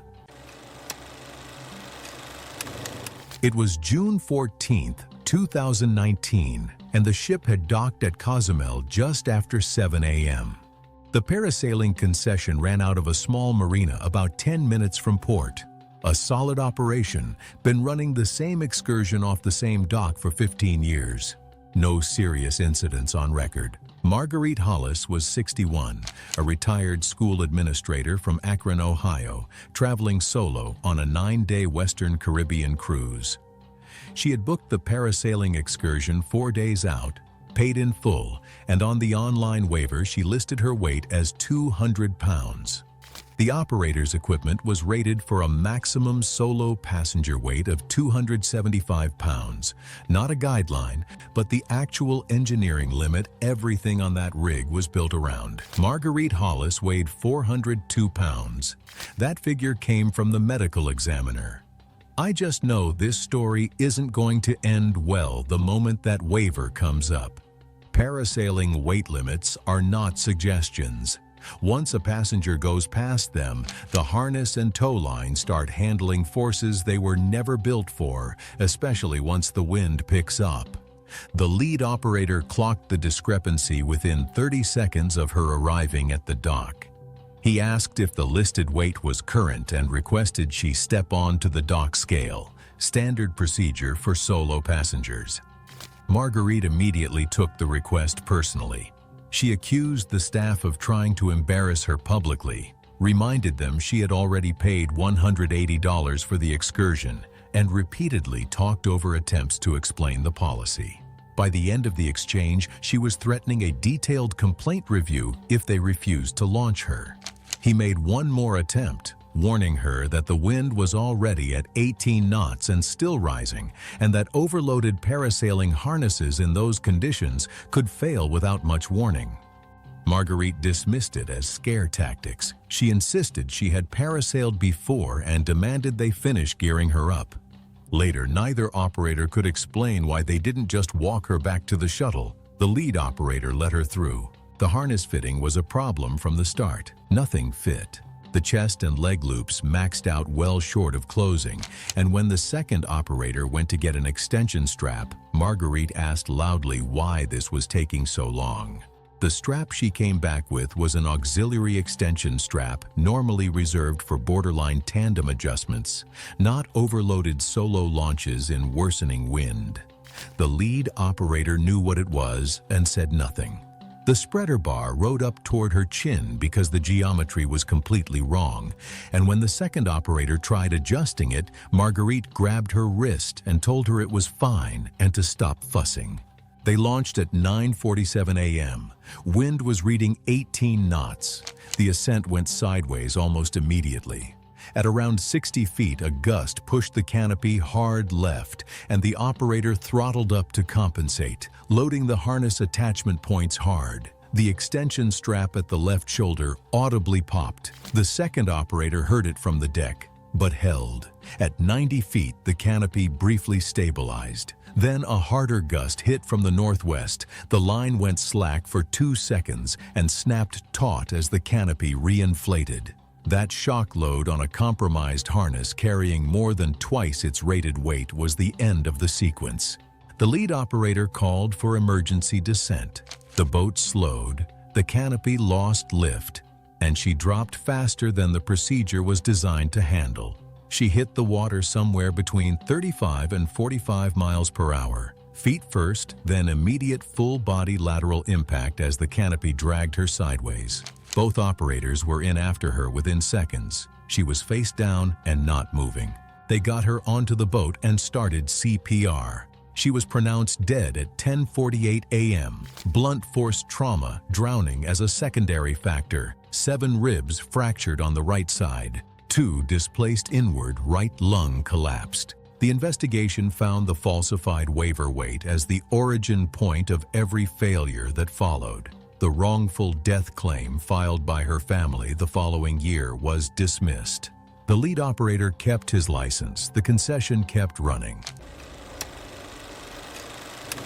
It was February 14th, 2019, inside a large shopping complex in Manchester, England, in the middle of the day. The corridors were busy with lunchtime foot traffic, the kind of steady, directionless movement that builds in commercial spaces during the midday window when office workers spill out and blend with regular shoppers. Noah Lee, 27, worked at an office a short walk from the complex. He had used his lunch break to collect a pre-ordered item from one of the stores on the upper floor. He had been in a relationship for 3 years and had spent the past week planning a proposal for that evening. The item he was collecting was part of it. He had ordered it several days earlier and received the collection notification that morning. His phone was in his hand. He was checking his messages as he walked, confirming the collection details, the way most people do when they are between one thing and the next and not yet fully present in either. I want to say something here before we go any further. Noah was not distracted in any unusual sense. He was doing what almost everyone does in a busy shopping complex on a lunch break, phone in hand, mind already at the next thing. He approached the escalator without slowing down. His eyes were on his screen. The escalator entrance was standard. A metal comb plate at the base, steps emerging in sequence from beneath the floor, handrails moving in sync on both sides at the same speed as the steps. The approach was open and unobstructed. There was no queue. An overhead CCTV camera mounted above the entrance angled downward across the approach zone and the first few steps, capturing the full boarding area. Noah stepped forward without looking down. His foot landed partially on the first moving step while the rear of his shoe was still making contact with the stationary floor. The step continued moving beneath him immediately, drawing his weight forward faster than his body could respond. He had no hand on the handrail. There was nothing to arrest the shift. His head struck the edge of the metal comb plate as he came down into the base of the escalator. The comb plate is the fixed metal component where the moving steps emerge from beneath the floor. It sits low and protrudes at an angle, and in a forward fall with no effective bracing. The impact was immediate and severe. His skull fractured on contact. The escalator kept running beneath him as he lay at the base of it, the steps moving past him, while the people around him slowly understood what they were seeing. This is the part that I find hardest to explain to people who have not seen footage like this. It does not look like a fatal accident when it starts. It looks like someone losing their footing, and then it is over. Nearby shoppers saw him go down and reacted within seconds. People called out.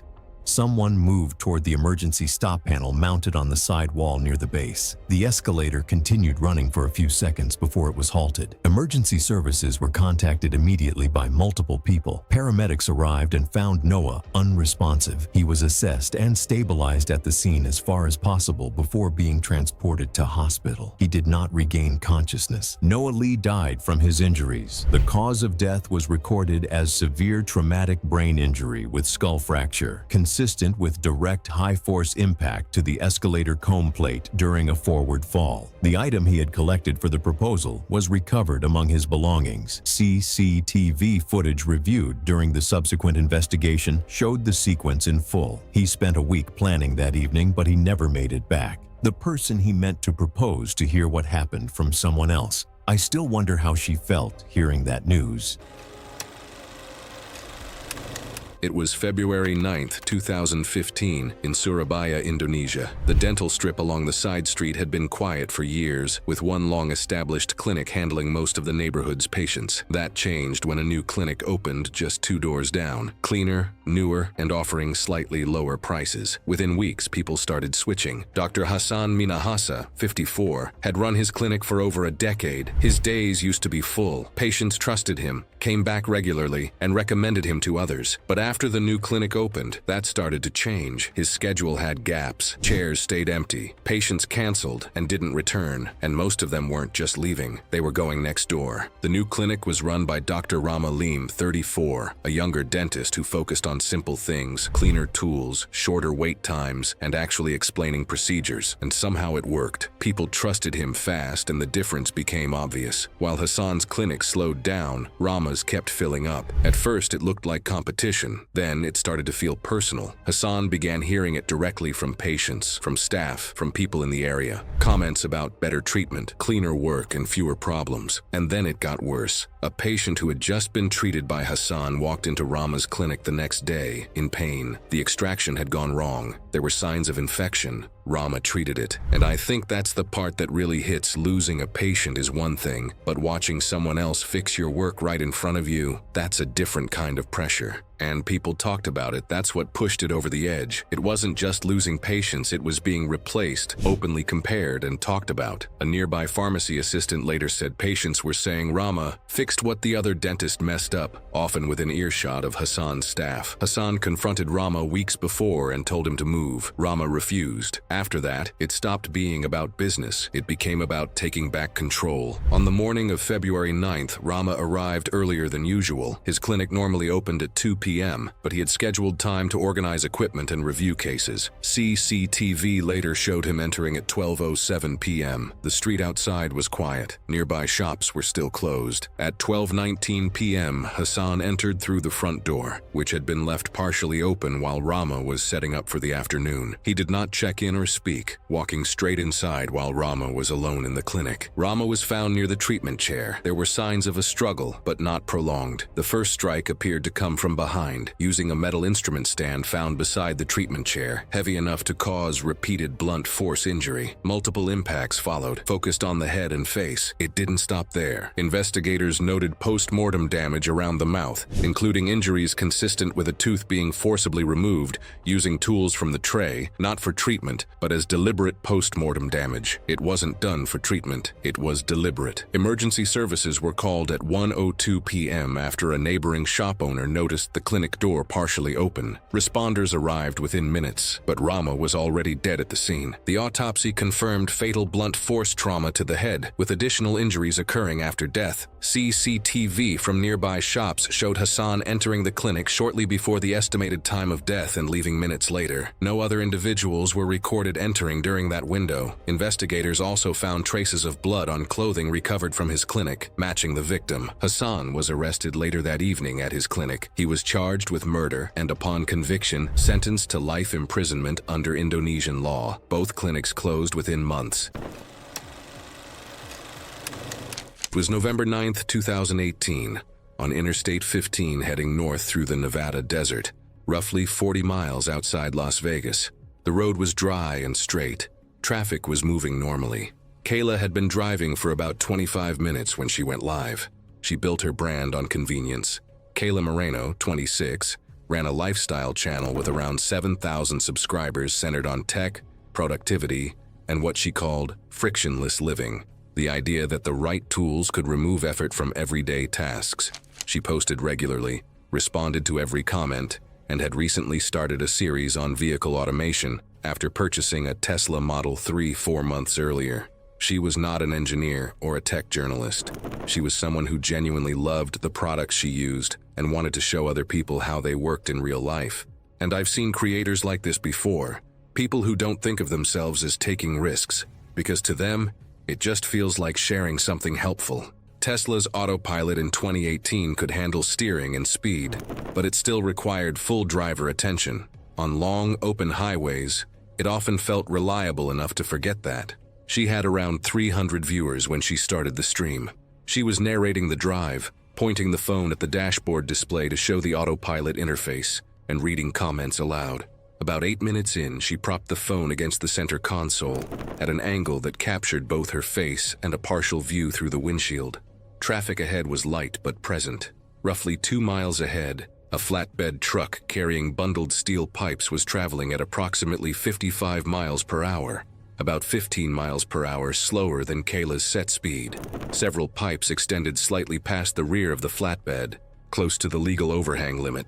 Nothing about that truck stands out immediately. At the 11-minute mark, a viewer posted a warning about her speed relative to traffic. She looked down to read it and typed a partial response. The autopilot system had begun to slow the car in response to the closing distance, but the deceleration was gradual and required driver input to fully respond at that speed. A second viewer posted another warning. She glanced up briefly, then looked back down. The truck's brake lights came on as it slowed further for a merge ahead. And this is the moment I keep coming back to, because the warnings are there, not just from the car but from real people watching in real time. She looked up with less than 2 seconds of reaction time remaining. Her right hand moved toward the steering wheel. The car was still under autopilot. She did not brake. The front of the Model 3 struck the rear of the flatbed at an estimated 62 miles per hour. The car's hood compressed fully into the firewall. The airbags deployed within milliseconds. The live stream captured the jolt, the sharp crack of the airbag, and the camera angle lurching sideways. And this is where everything collapses. There's no correction, no second chance, just physics taking over. The truck driver felt the impact and pulled onto the shoulder. Interior audio from the stream continued for another 47 seconds. Ambient noise, a faint hiss from the engine bay, before the signal cut. A driver 2 cars back called 911 and emergency services arrived.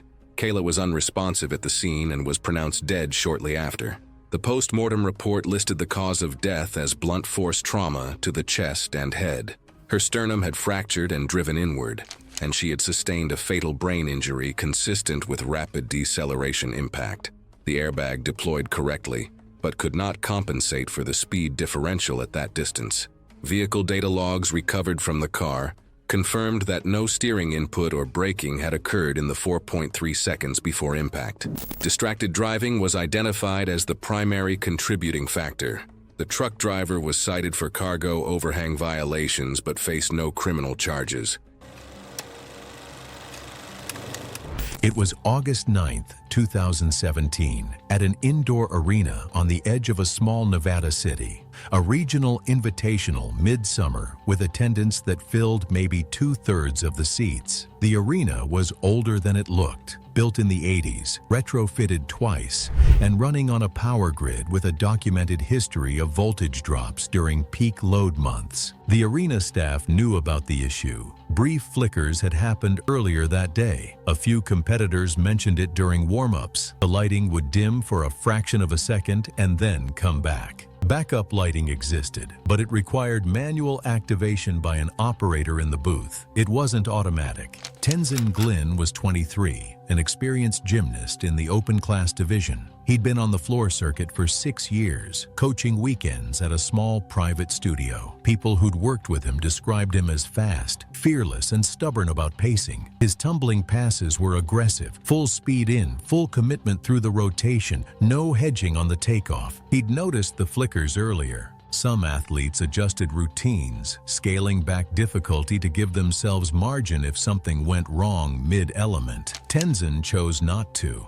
His reasoning was simple. Cutting speed meant cutting amplitude. Cutting amplitude meant cutting his score. A flicker lasting less than a second wasn't going to change a routine he'd done 100 times. If you'd done it clean 100 times and the only warning was a half-second flicker, would you change anything? I'm not sure I would. That's what makes this one uncomfortable. His turn came up. He stepped onto the floor, set his line, and started his run. He accelerated through the opening pass, fast, committed, no hesitation. The round-off and back handspring chain went clean. He set up for his primary flipping element, a high double rotation that needed precise visual tracking on the way down. He launched. At the apex of his rotation, the lights dimmed. Not off, just dim. The contrast dropped sharply. For a fraction of a second, the floor below went from clearly defined to flat and gray. That fraction of a second was enough. Witnesses said they saw him hesitate mid-air, a tiny adjustment when his eyes couldn't find a reference point fast enough. The hesitation altered his rotation timing. He drifted slightly off the center line. His body kept rotating, but now over the wrong part of the floor. He came down near the edge of the mat. One foot landed on padded surface, the other partially off on the harder floor. The uneven base created lateral instability as his legs absorbed the load. His knee gave, and his body folded into a sideways fall. His hip and shoulder hit first. His head followed. His torso compressed sharply as he landed twisted, the force driving inward through his rib cage and upper abdomen before he flattened out on the mat. The lights had come back up by the time he stopped moving. Medical staff reached him within seconds. He was conscious. He tried to speak, managed only a few words, and tried to push himself up. It didn't work. His breathing had already become shallow, uneven. He stayed alert long enough to respond when they called his name, long enough to try one deeper breath that never came. On the way out, he was still conscious. His hand moved once, gripping the side rail, then less, then not at all. He was transported under critical care and died later in the hospital after a brief period where intervention stabilized him but couldn't reverse what had already happened internally. The investigation pulled the building's electrical logs. The voltage drop was confirmed and matched to the moment of his landing. The backup lighting system was found functional but inadequate. The medical examiner's report was precise. The cause of death was internal hemorrhage from traumatic rupture of major blood vessels in the thoracic cavity, consistent with high-force compressive impact during an off-axis landing. I've watched the witness clips of this one more times than I should have. Half a second. That's all it took. And I still can't decide if I'd call this bad luck or a building quietly daring someone to be the one in the air when it happened. The arena suspended all events pending an electrical overhaul. Backup lighting requirements were revised to require automatic activation on any voltage variance. It was November 17, 2016, and the ship was on the return leg of a 10-day Western Caribbean itinerary, roughly 310 miles southeast of Galveston in the Gulf of Mexico. The weather had been building all afternoon, swells getting bigger, the ship rolling in that slow, heavy way that makes you grab the handrail without thinking. By early evening, the captain issued a formal rough seas advisory over the intercom, and crew began clearing the main dining hall on Deck 5. The hall had floor-to-ceiling windows along the port side, and by that point, the water outside was dark and visibly rough. Phyllis Kipling was 63, a retired school librarian from Columbus, Ohio, on the trip with her daughter and son-in-law. She had been diagnosed with mild osteoporosis 2 years earlier after a routine bone density scan and had never mentioned it on any health or excursion forms. She had spent 40 years being the authority in the room, and clearly she had no interest in giving that up. Phyllis had stayed behind in the dining hall after her family went back to the cabin. She was midway through her dessert when a crew member came over and explained the captain's advisory clearly. Conditions were getting worse and passengers needed to clear the area. Phyllis looked up from her plate and told him she hadn't finished eating and that the ship had been rocking all day without any issue. He explained again that this was a formal advisory from the captain and not a general suggestion. She put her fork down, looked at him, and told him she had been on plenty of cruises and knew the difference between rough seas and something worth interrupting her dinner over. She told him to send the captain her regards and went back to her dessert. He logged the interaction with a timestamp and kept moving. Within a few minutes, every other table in the dining hall had cleared out. The lights over the empty tables, the windows rattling on the port side, and Phyllis sitting alone finishing her meal. At 7:31 p.m., 17 minutes after the advisory went out, Phyllis had actually left the dining hall with her family. She made it halfway down the corridor before she stopped. She had left her cardigan on the chair and told her daughter she wasn't about to have a crew member fetch it for her like she couldn't manage it herself. Her daughter told her to leave it. Phyllis turned around and went back in. She was back inside when the ship took a sharp roll to starboard. A wave struck the port bow, and the whole room lurched hard to one side. Phyllis had just reached her table when the roll hit. It threw her sideways, her right side catching the edge of the table next to her with significant force before she went down to the floor. A crew member heard the impact and reached her in about 30 seconds. She was conscious and talking, but said she couldn't feel her hands and couldn't move her arms. Nobody moved her. The medical team arrived with a cervical collar and backboard and kept her completely still. She had no movement or sensation below her shoulders. The ship altered course toward the nearest port. She was stabilized in the medical bay and airlifted to a trauma facility about 4 hours after the incident. Her daughter was notified while still on the ship and flew out to meet her at the facility. She was with her when she died 38 hours later. Imaging confirmed a complete fracture and dislocation in the middle of her neck with total spinal cord damage. That level of injury progressively shuts down the ability to breathe independently, and her daughter made the decision to withdraw mechanical support. The osteoporosis made it worse in a specific way. Her bone density was low enough that it took significantly less force to produce that fracture than it would have in someone without it. The crew member's log was part of the official report, time-stamped, with her exact words about knowing the difference between rough seas and something worth interrupting her dinner over. The cardigan detail came out in the investigation, confirmed by her daughter. The cruise line was not found liable. Sometimes letting someone help you is all it takes. Phyllis couldn't quite manage that. It was Monday, November 20th, 2017 in Kuala Lumpur. The university library had settled into its usual rhythm, with a few students moving quietly through the archive room. The space was narrow and tightly organized, lined with heavy steel shelves filled with old records. Nothing about it suggested risk. Ethan Cruz was 20. A second-year civil engineering student who kept things simple and controlled. He wasn't loud or competitive, but he was consistent, the type who planned ahead, double-checked his work, and avoided shortcuts even when no one was watching. That same habit is what pulled him into something he probably didn't expect. A few months earlier, Ethan noticed patterns in exam answers that didn't make sense, details repeating too cleanly across different students. Instead of ignoring it, he documented everything: screenshots, timestamps, names. What he uncovered pointed to a private group chat run by student officers, where answers were being shared before exams. Once he submitted the report, it didn't stay quiet. The investigation quickly focused on Mark Velasco, 22,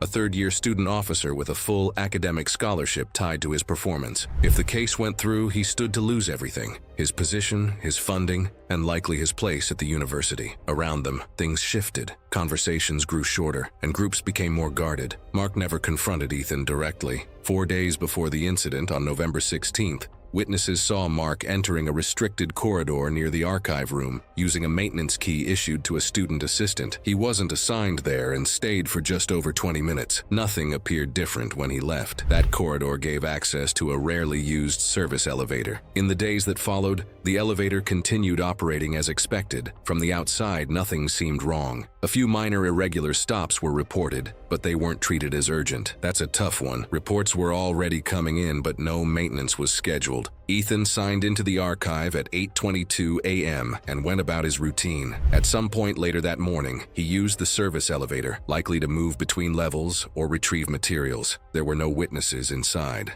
At approximately 9:30 a.m., the elevator doors opened at the landing. From inside, it would have looked like a normal stop. There was no visible warning that the elevator car was not properly aligned behind the doorway. Ethan stepped forward. His foot didn't meet a solid floor. It dropped into the open shaft beyond the doorway. As he tried to recover, his weight shifted forward, pulling his body into the space before he could regain balance. There was no room to brace, no time to react. The doors closed and the elevator continued operating. No one saw it happen. The elevator was used throughout the day by students and staff, with the elevator continued operating, though some users later reported uneven stops and slight jolts that were not immediately linked to a serious fault. It wasn't until the next day, after multiple reports of uneven stops and irregular movement came in, that maintenance was finally called. When technicians opened the shaft, they found Ethan's body lodged inside. Emergency services were called immediately, but there was nothing to reverse. The autopsy confirmed fatal traumatic injuries consistent with a fall into the shaft and crushing within the confined space. Investigators later found the elevator's door interlock had been deliberately bypassed, allowing the doors to open without confirming the car's position. Witness accounts and access records placed Mark Velasco in the restricted corridor days before the incident without authorization. The case was reclassified as intentional. Mark was arrested, convicted of murder, and sentenced to life imprisonment, typically 20 to 40 years. I think this is where it starts to feel uncomfortable, because nothing in that last case looked dangerous until the exact second it failed, and that's the part that sticks with me. It makes you realize how much we rely on systems we don't question, especially in places that feel controlled. It was August 3rd, 2016, off the northeastern coast of Australia. The water was calm that morning, flat enough to reflect the sky like glass. Lila had launched the skiff alone just after 7 a.m. The forecast was clear. She hadn't told anyone exactly where she was going. And looking at this case, that decision quietly sets everything in motion. And this is where it starts to matter. Lila Grant, 30, reviewed gear for a living. Around 8,000 subscribers followed her because she didn't fake conditions. She tested equipment where it actually mattered.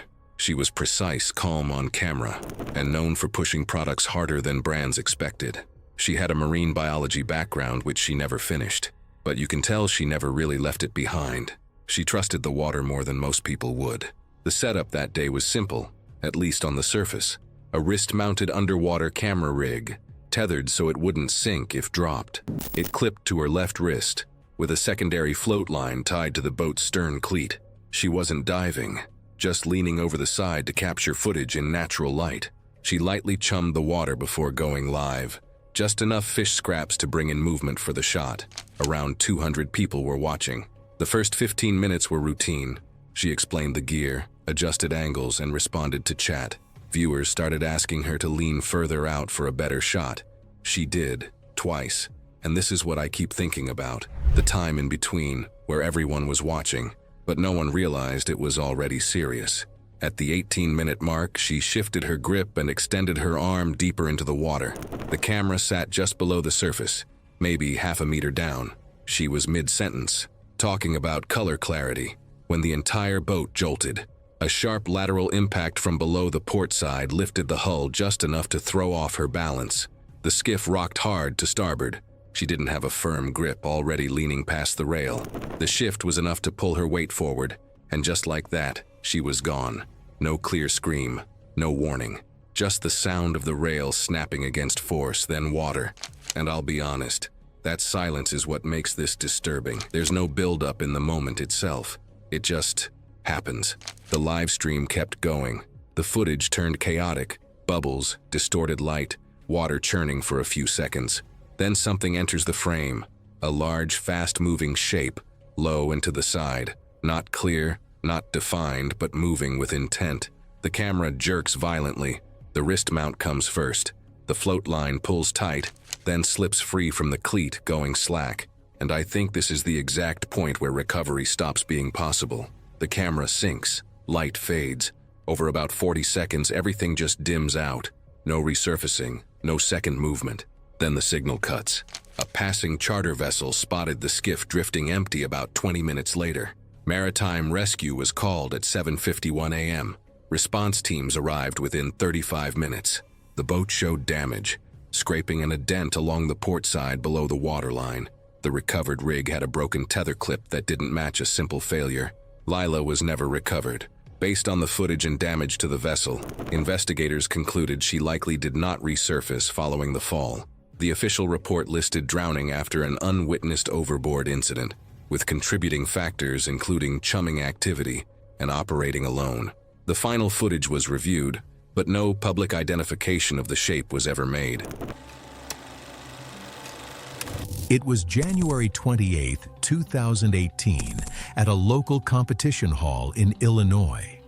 A first-round qualifying meet, the kind of event smaller programs use as a soft entry point for new competitors. The hall was a multi-purpose space rented out for the weekend, a community center with retractable bleachers on one side, fluorescent overhead lighting, and a competition floor laid in that morning. The hall hadn't been designed for gymnastics. The beam sat 4 feet from the front row, and the mat coverage didn't quite reach the spectator side. A narrow strip of bare floor ran between the edge of the mat and the chairs. All day, spectators had been leaning over it. Vita Splint was 18 years old in her first competitive season after a long stretch of training-only years. She'd taken a part-time job at a local clothing store to pay for her meet fees, and her family had driven in to watch her first official competition. Coaches described her as precise, quiet, and unusually disciplined for a first-year competitor. The kind of athlete who built routines around clean execution rather than maximum difficulty. Her beam routine was known for narrow margins, tight turns, controlled balance work, no big throwaway elements. During warm-ups, she'd had a couple of small balance corrections, nothing dramatic, but more wobble than her coaches usually saw. The conditions weren't ideal. The beam felt slightly cooler than the studio she trained in, and the proximity of the audience meant the room sounded different from anything she'd practiced in. Coaches discussed simplifying her routine, swapping out the harder turn for a lower difficulty version. Vita said no. Her family had driven hours to watch this. Her teammates were waiting on her score for the team total. She'd trained the harder version for months, and downgrading on the floor felt, to her, like losing before she'd started. If I were in her shoes, I know I'd feel the same. There's something about having your family in the crowd, the people who sacrificed, encouraged, and believed in you, that makes you want to give everything you've got. Her event came up. She mounted the beam, moved through the opening sequence cleanly, and reached the toe turn, a controlled rotation on the ball of 1 foot, the element she'd trained the hardest version of. She entered the turn slightly off-center. Not dramatically, but enough that she needed to make a small correction mid-rotation. Witnesses in the side rows said they saw her shift her hips to recover. Mid-correction, a spectator in the front row shouted. Not at her, at someone else, 2 seats down, a comment about the routine. Loud, close, sudden. The sound landed at the exact moment Vita's body was making the adjustment. Her timing on the recovery slipped by a fraction. Her foot lost contact with the beam laterally, not a clean slip down the side, but a sideways shear off the surface. Her body pivoted around the beam itself instead of dropping straight off it. Her hips struck the mat edge first, redirecting her momentum away from the padded zone and into the narrow, uncovered gap on the spectator side. She continued rotating through the fall, and her final contact was on the bare floor beyond the mat boundary. Officials halted the event within seconds. The spectator who'd shouted was identified and removed. Medical staff reached Vita quickly. She was initially conscious, talking to the responders, but deteriorated during on-site assessment and was transported under critical care. The detail that gets to me is the gap, 4 feet between the apparatus and the audience, and a strip of uncovered floor in between. Somebody made a layout decision that morning, and it held until the worst possible moment. The investigation produced 2 findings. The first identified inadequate mat coverage on the spectator side was the direct mechanical contributor to the fatal impact. The second cited insufficient audience boundary management, including the lack of a buffer zone between the front row and the apparatus. In the months that followed, Vita's family stayed involved in the process that reviewed the venue's setup and safety procedures. They pushed for clearer standards around mat coverage and audience distance, not just for that facility, but across similar local meets that often operate in repurposed spaces. It was February 11th, 2014, and the ship was 3 days into a 7-day Western Caribbean itinerary, roughly 190 miles southwest of New Orleans in the Gulf of Mexico. No port stop that day, just open water and the kind of easy, do-nothing atmosphere that sea days tend to have. Renata's cabin was an interior stateroom on Deck 7 with no window or balcony, which meant no natural light and no way to tell what time it was once the lights were off. Renata Solis was 61, a retired insurance broker from Tampa, Florida, traveling with 4 friends for a group retirement celebration. She had been dealing with chronic back pain and anxiety for several years and was on 2 prescriptions going into the trip, diazepam for the anxiety and oxycodone for the pain. According to her friends, she was the loudest and most social one of the group, the one who set the pace and didn't really take no for an answer when she wanted another round. By the first evening, she had already claimed a spot at the main bar and was there most of the night. Renata's friends had learned early on that telling her to slow down was a waste of breath, so no one really tried anymore. She had been drinking heavily from the first night. By the second evening, a bar crew member noticed she looked heavily sedated while still actively drinking. Glassy eyes, slow speech, out of it in a way that went beyond just needing sleep. He asked if she was okay and mentioned that some medications don't mix well with alcohol. She told him she knew her own body and that he should worry about his other customers. He flagged it with his supervisor afterward. The next day, one of her friends stopped by the medical bay for seasickness medication and mentioned offhandedly that Renata had been drinking heavily and seemed to be on some kind of prescription, pill bottles on the nightstand, more out of it than usual. The medical staff sent an officer to her cabin that afternoon. She answered the door in her robe, told him she was just tired and needed to sleep it off. And when he started explaining why he was there, she cut him off, said she didn't need a crew member at her door telling her how to manage her own health. He left a written advisory under her door outlining the risks and asked her to come in if anything felt off. There is no record of her visiting the medical bay after that. On the morning of the 5th day, Renata didn't show for the group's planned breakfast. Her friends figured she had overslept. It wouldn't have been the first time on this trip. By 11 a.m., she still hadn't answered knocks or the cabin phone. One of her friends tried calling twice from the corridor, then went to the front desk and asked for a welfare check. The crew member went to her cabin at around 11:20 a.m., knocked twice, and announced himself. And when nobody answered, he used a master key to enter. Renata was on her back on the bed, fully clothed and completely still. An empty wine glass on the nightstand, both prescription bottles open beside it. The medical team was called immediately. She had no pulse and wasn't breathing.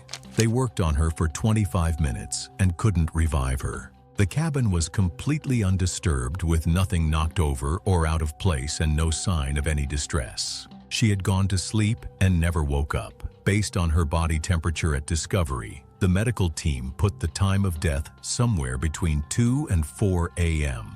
The captain was notified and her body was moved to the ship's medical facility. Her 4 travel companions were told together in person by a senior crew member. The ship continued its itinerary and local authorities came aboard at the next port to formally document the scene. Her family in Tampa was notified through the cruise line that same afternoon. Her belongings were packed by crew and held until they could be collected. Toxicology confirmed diazepam, oxycodone, and ethanol all present in her system.